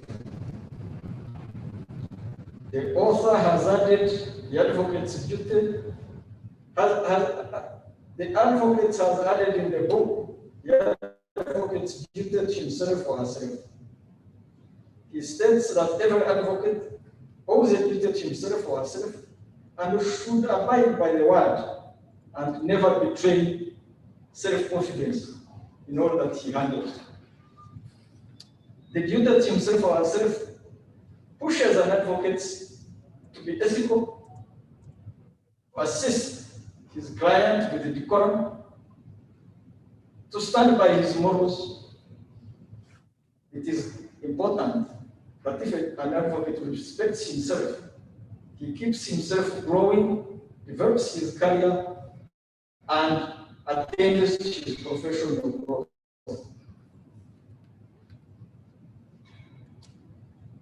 The author of this book elaborately provides wide reading for us all in the area of professionalism and ethical management. He dwells on an advocate's management of clients' money. He well explains that an advocate must keep the client fully informed throughout the period of representation or the payments made to the advocate on behalf of the client. But the client must also inform the advocate must also inform the client of all payments made to the advocate. The book provides good guidance in this difficult area of managing money that is not yours. I think the whole council should be grateful to Professor Bwengye for tackling this topic adequately. Professor Bwengye is a known author that has authored books before this. These include The Agony of Uganda,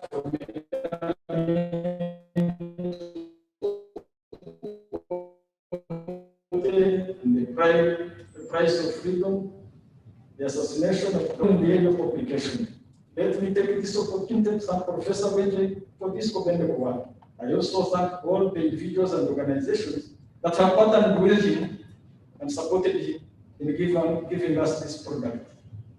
I take the honor and the privilege to launch the book. Thank you very much for listening to me.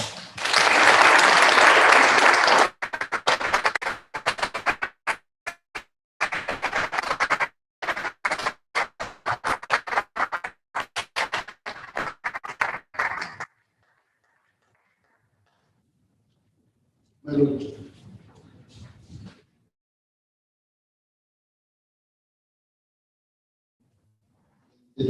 Justice, thank you very, very much. Mr. Bwengye, the Uganda University very happy to grace this occasion and availed to launch this very, very wonderful. Thank you very much once again.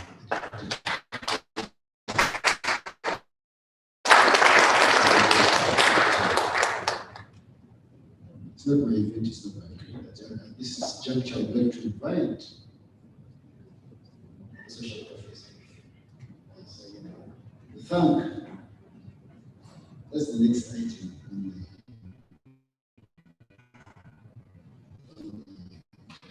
Yes.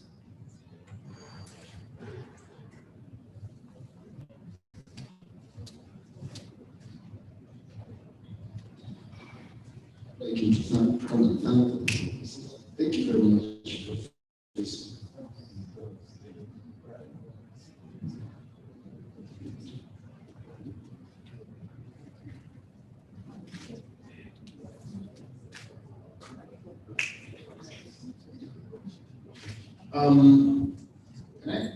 Can I have a copy of the book? Please, Alex.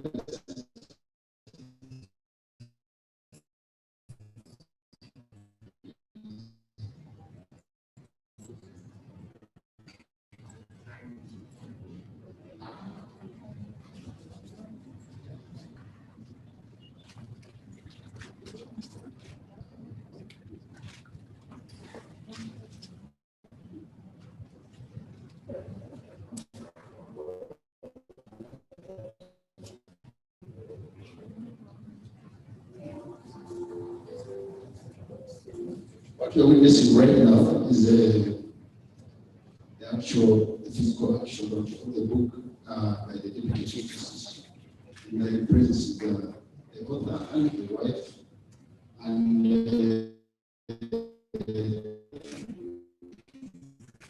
associate officer who reviewed the book. To launch legal practice in Uganda, the law, training, practice, and the conduct of advocates by Associate Professor Francis Bwengye.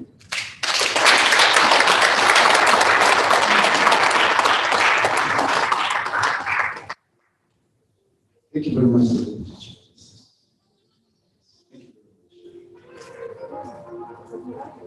Associate Professor,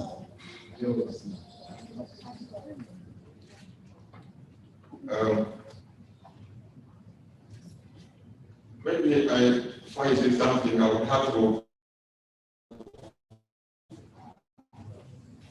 The MC has gone away, but I would have the cases go to some of the cases.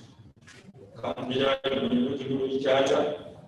I can see the founders of the Kumkumba University. You can see the on the other side.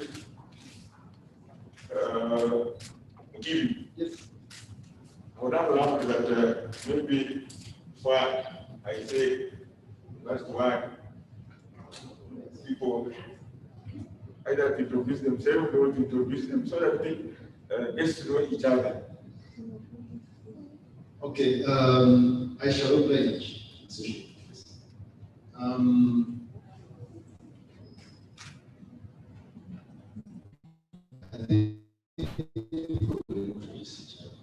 I may introduce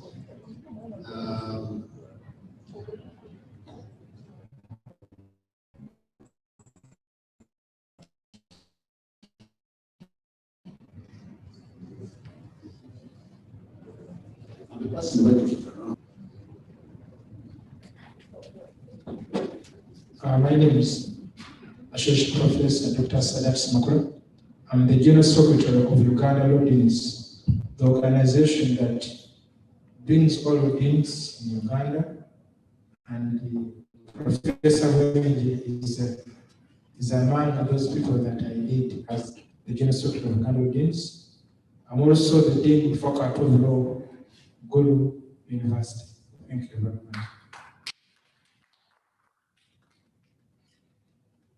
I shall introduce the Acting Vice Chancellor of Uganda University, Professor Dr. Jude.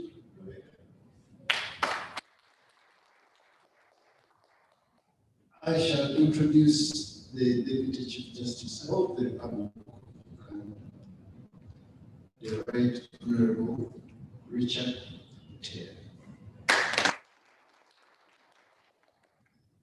Want to introduce the show? I shall introduce Mrs. Bwengye.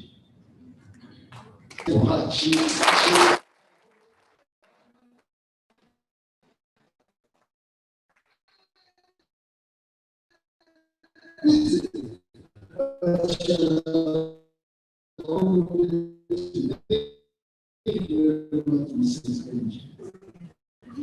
Thank you very much. I shall also introduce a professor, yes, I think 50% of the Professor J.P. Most of these books are very. Thank you very much. I shall also introduce Mr. John May, and I shook. I thought he was irritated, but he's done so many books. Thank you very much again.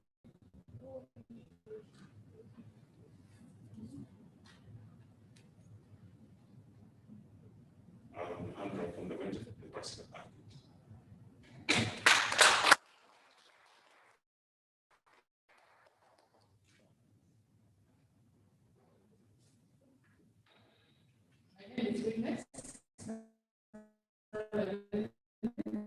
Advocate and lecturer at University.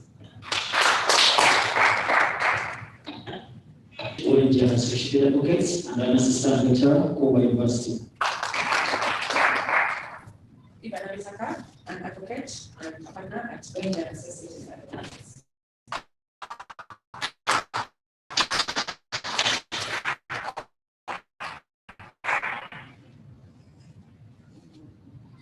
Isa, an administrator at School of Law, Kumba University.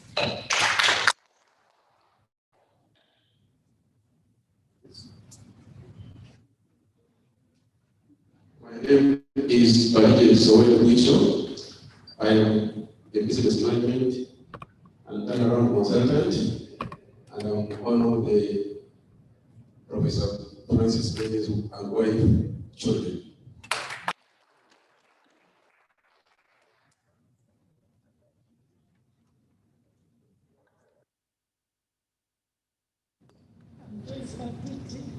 Business person, a client of Bwengye Advocates.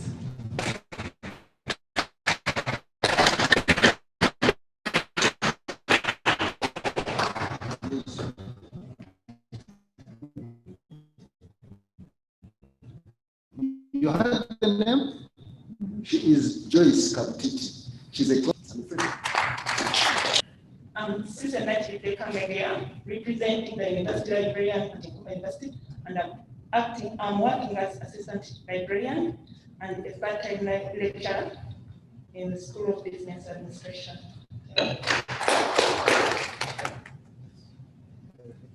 I'm Paul Mara.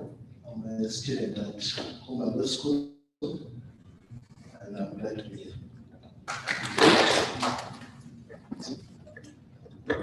Dr. Andrew Chika Makuya, Board of Trustees, Mukumba.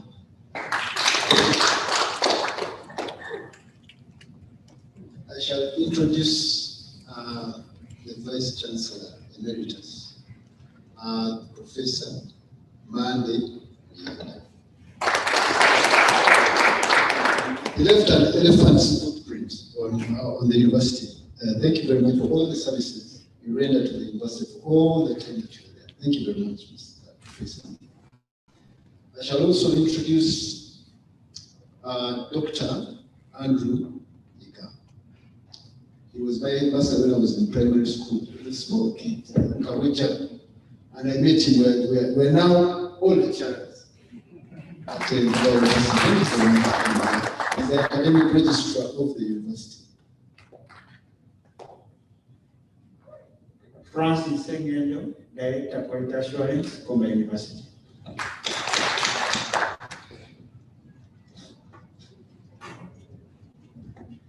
Dr. Esther Namugumia, Dean, School of Education, Kumba University.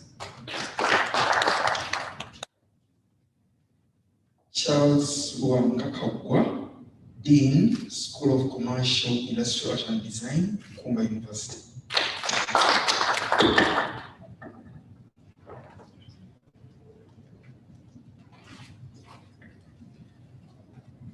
Dr. Alex Barakajira, Dean, School of Sciences, Kumba University.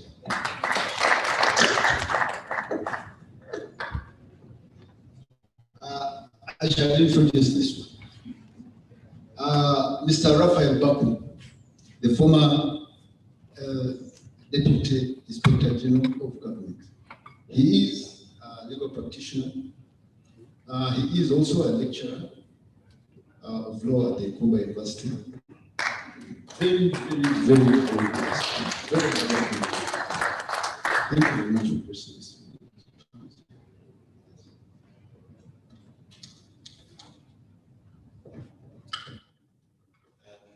My name is Francis Kasekede, Associate Professor.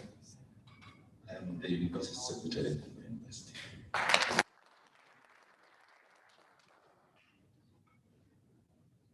I shall introduce Alan, His Worship. Alan, a friend, a colleague, but he's on the other side. He's on the bench and I'm at the back. A very, very cordial gentleman, Mr. Alan Gacha. He's also is a son to the associate professor.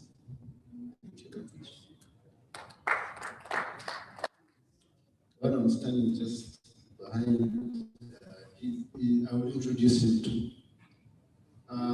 the Honorable, the Right Justice of the Court of Appeal, Remigius Kasule. He came from where I am now.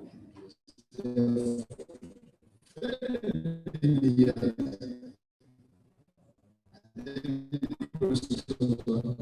village. Thank you very much. I'm also introducing my ex-professor at university, Mr. Wandera. Thank you very much for being here.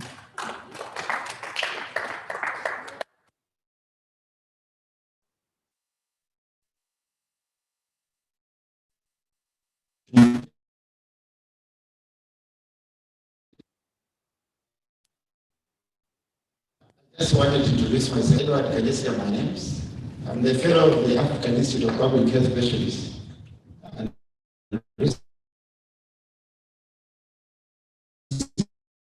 the awarded fellowship of Uganda National Academy of Sciences. Probably Bwengye is the best friend, actually. And for my grade, I am the dean of the faculty of medicine, in fact, the School of Medicine at the Uganda Christian University.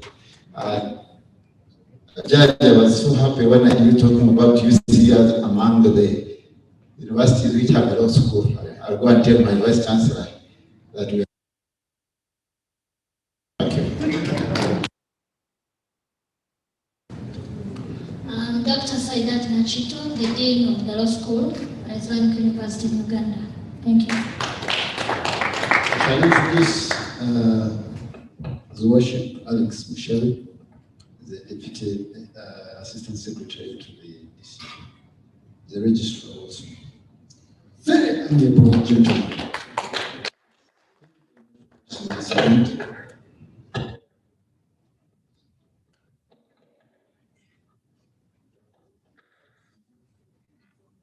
An introduction, Professor? No, I don't need an introduction.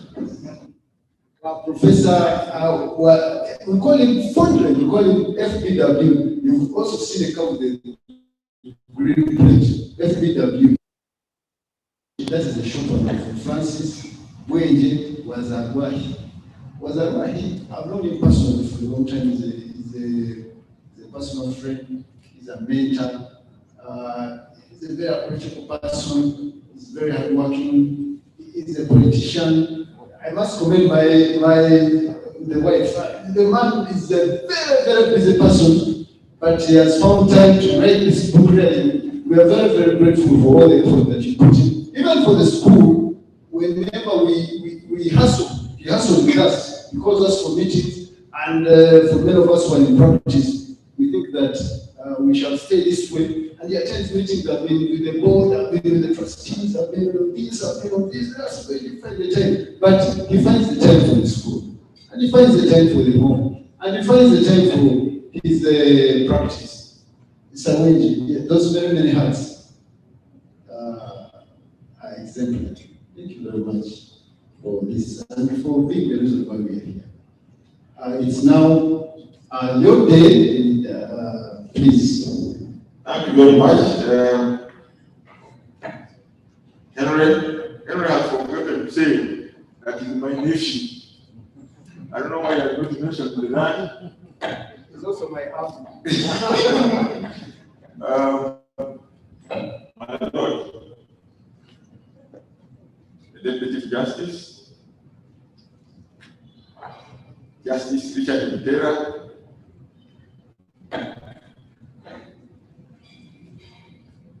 my Lord, Justice Remy Kasuli, I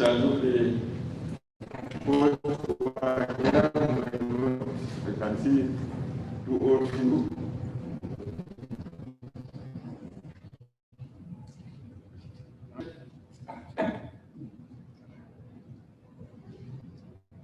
My boss is in the university, because if I was not in that university, I would not have written this book.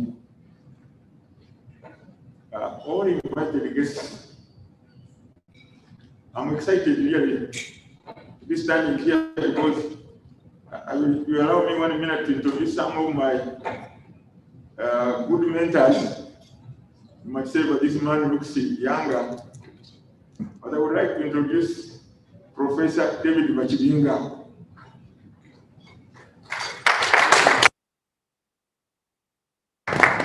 David Bwengye taught me commercial law at the Makerere, and also he was my supervisor for the master's degree. And he has kept a friend, family friend. If I had invited Mr. and Mrs., his wife would be here. But I only invited singles, either wife or husband. And it is very rare to have the opportunity of having the Chief Justice or his deputy to come to your function.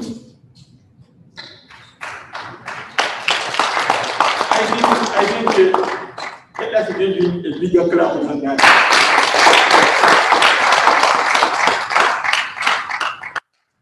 This judge is up there.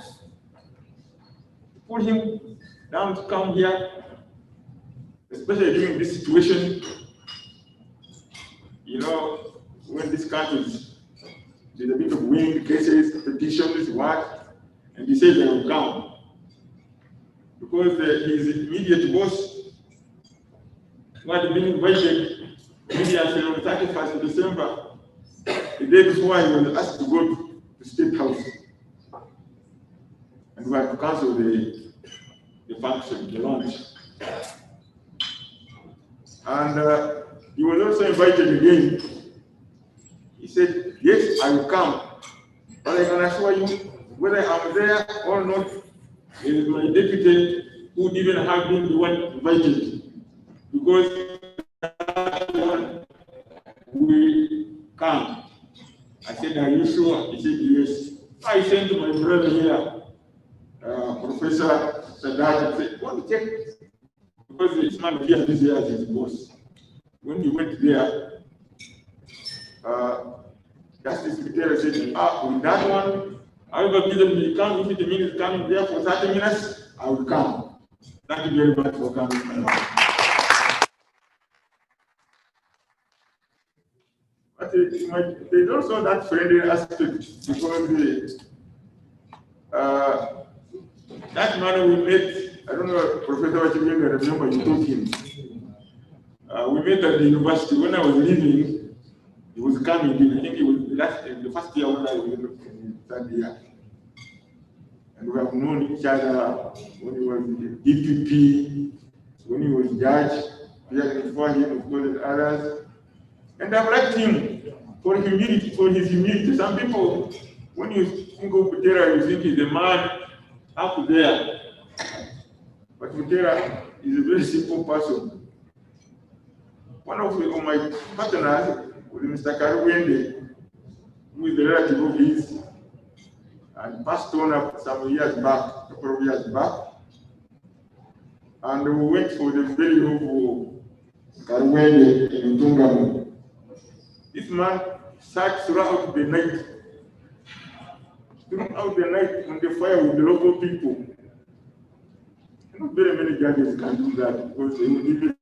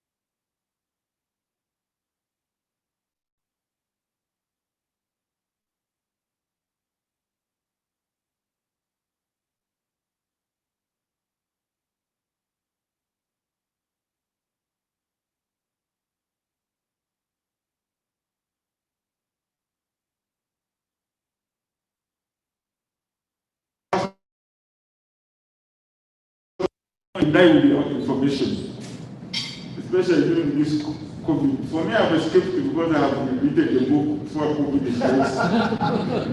So I am appealing to those in my profession, please, personally, don't make Bishop, Senior Counsel, yeah, he was head of department at the Road Government Center. And if you look in my book, I borrowed some of the materials that I know I would have wanted to see bigger material produced. So I challenge, whenever my Lord, when you hear of people like those judges in Britain who wrote books, they were judges. And don't be surprised, some of them were ordinary. Like a man called Rupert Cross, had been partly judge, partly lecturer. And for me, when I was studying and I saw the book Rupert Cross, I thought Rupert Cross was a wonderful person, something different. But one time in the 70s, when I went to England, somebody made me to meet Rupert Cross. And now people are still, they call it cross on evidence, because I think it's dead now. Those who started. So that is also not only others wrote. I'm not telling you are lordship, but I think judges have a lot of knowledge. As you were saying, Justice Kasilo said, the decisions you have made, the experience you have gone through, I think the future generation wants to see. There's one or two judges, some of them decided to write about themselves, about their biography. I don't think people are interested in biography. They're interested in how you climbed the ladder, the stages you went through, the decisions you made. Some of your decisions are wonderful, and but you want to see the author. Why did he decide like that? And if you have become wiser than when you decided, how can you change that? Because I remember Lord Bwengye made some mistakes. He made a judgment when he said that, I think he said English law was not meant for the Africans. And he was attacked, and he had to change it. So he said that the audience was addressing, wanted him to say that. And we forgave him. The entire legal fraternity forgave him. My Lord, your observations are very, very, very important.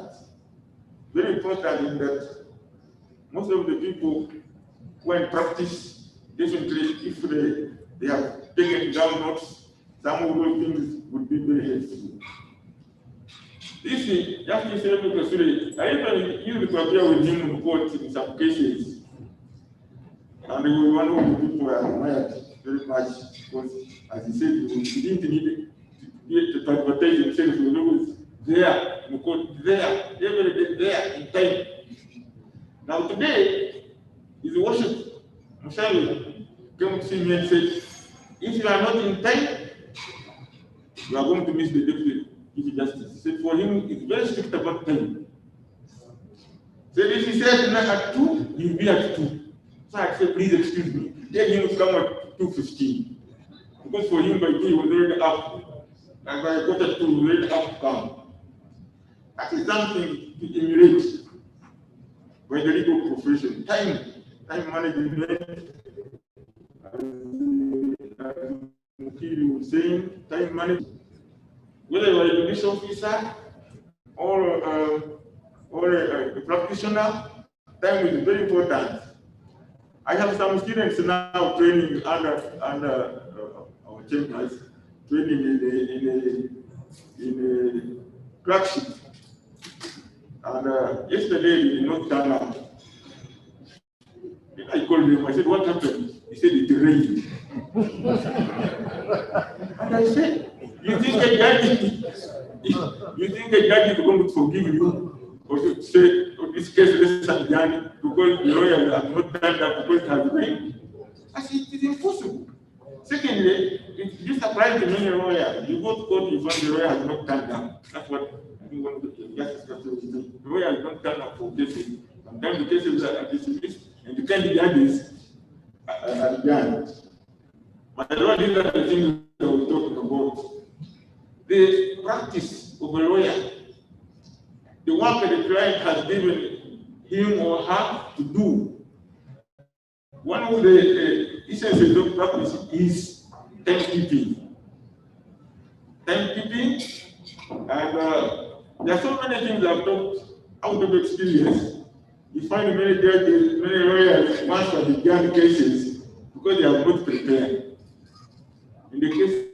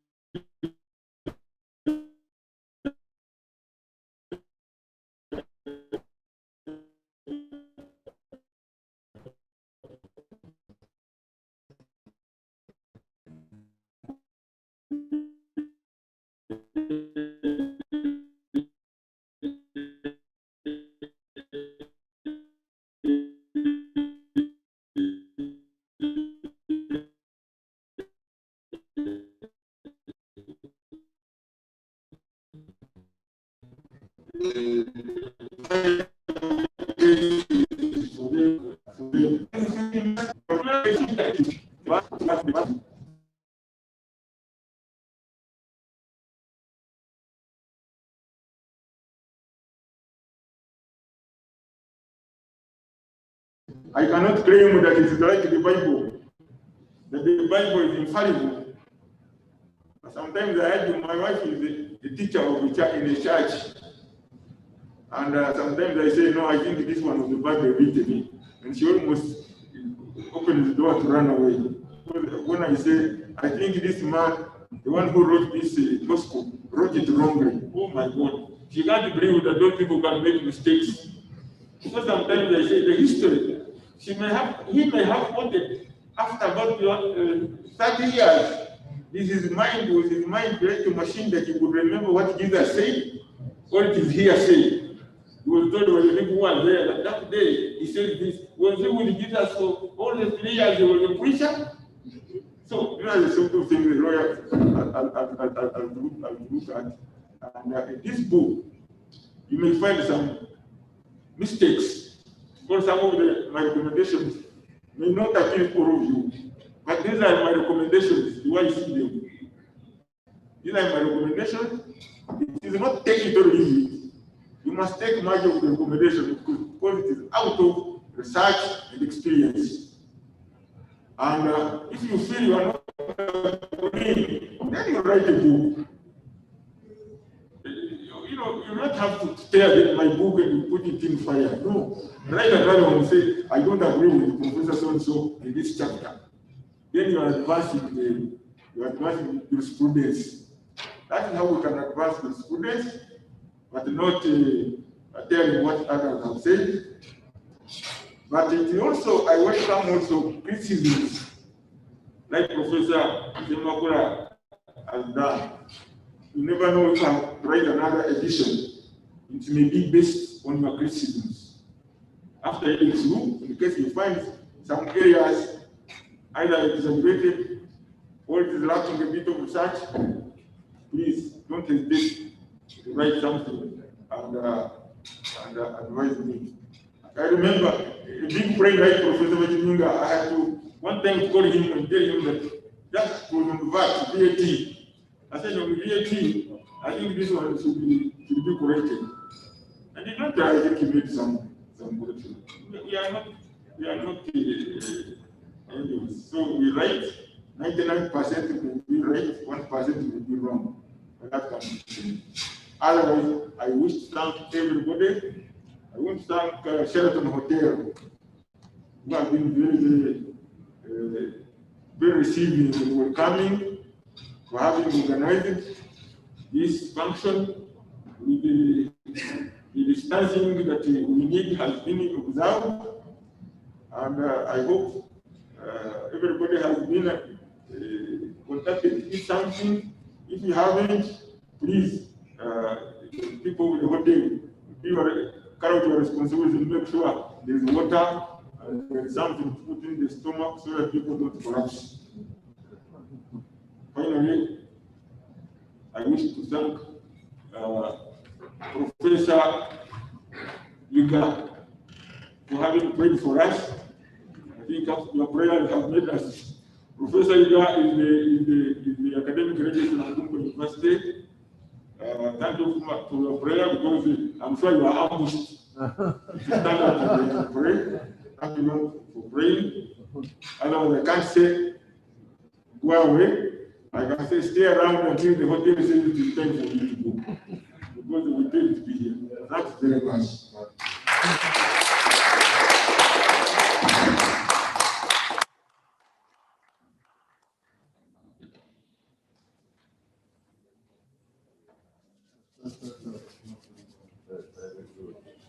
I will not say those few words. They were not few. Thank you very much, Associate Professor Wanzabari. We ask by the grace that we take Professor, that the mask was covering your face. Let me get you the picture. I don't know whether. So that they can take a clearer picture.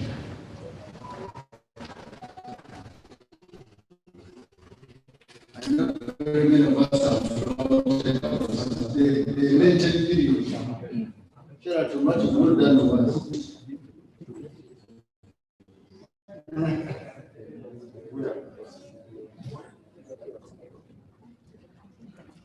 They have requested that for the minute flow to the room, remove the will there be distancing?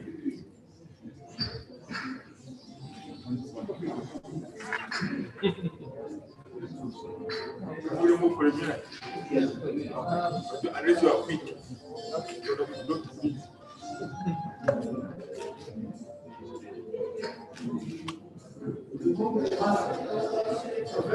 Professor, the mask from the that's even worse.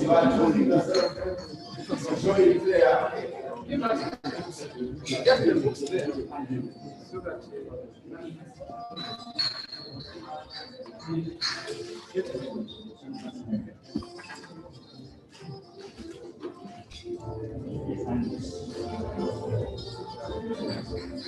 hold it.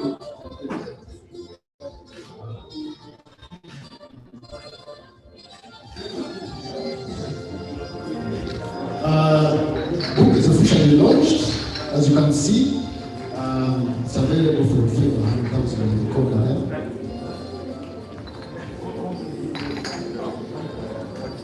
I think that's enough.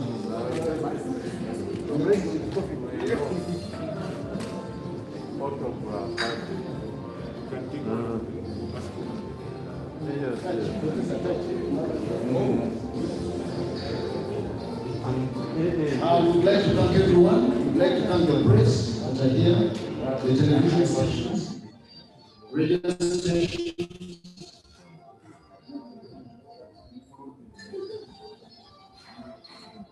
newspapers.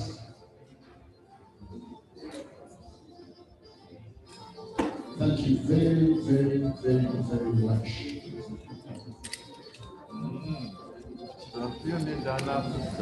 No? I can do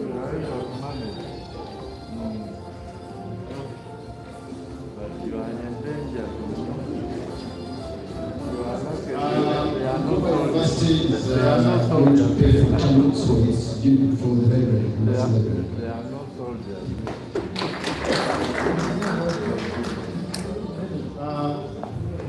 It's not easy to get the Deputy Chief Justice here.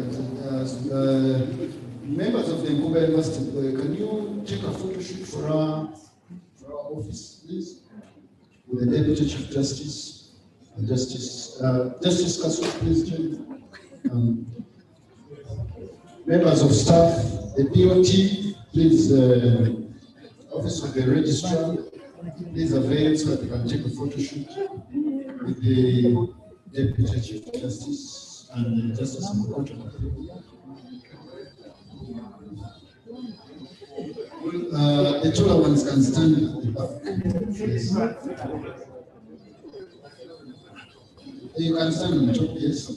Whilst observing standard operating procedures. No. I'm also a member of staff.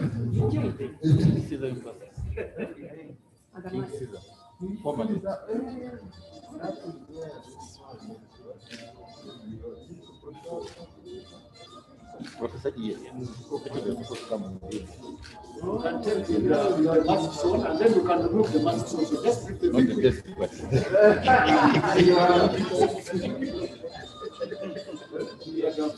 okay? Yeah.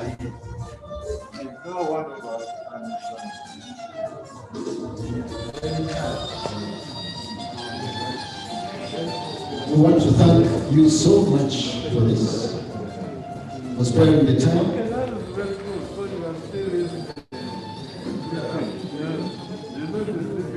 Departure is at leisure. There is no penalty.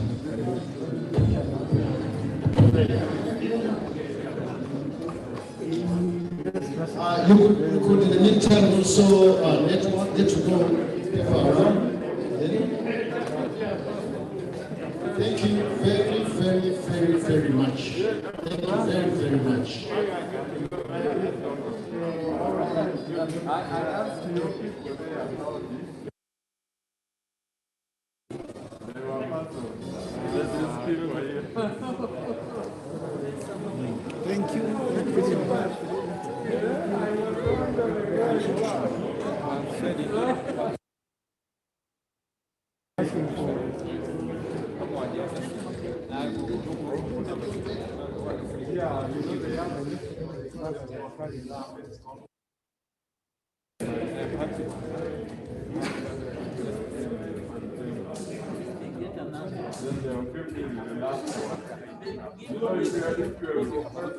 Then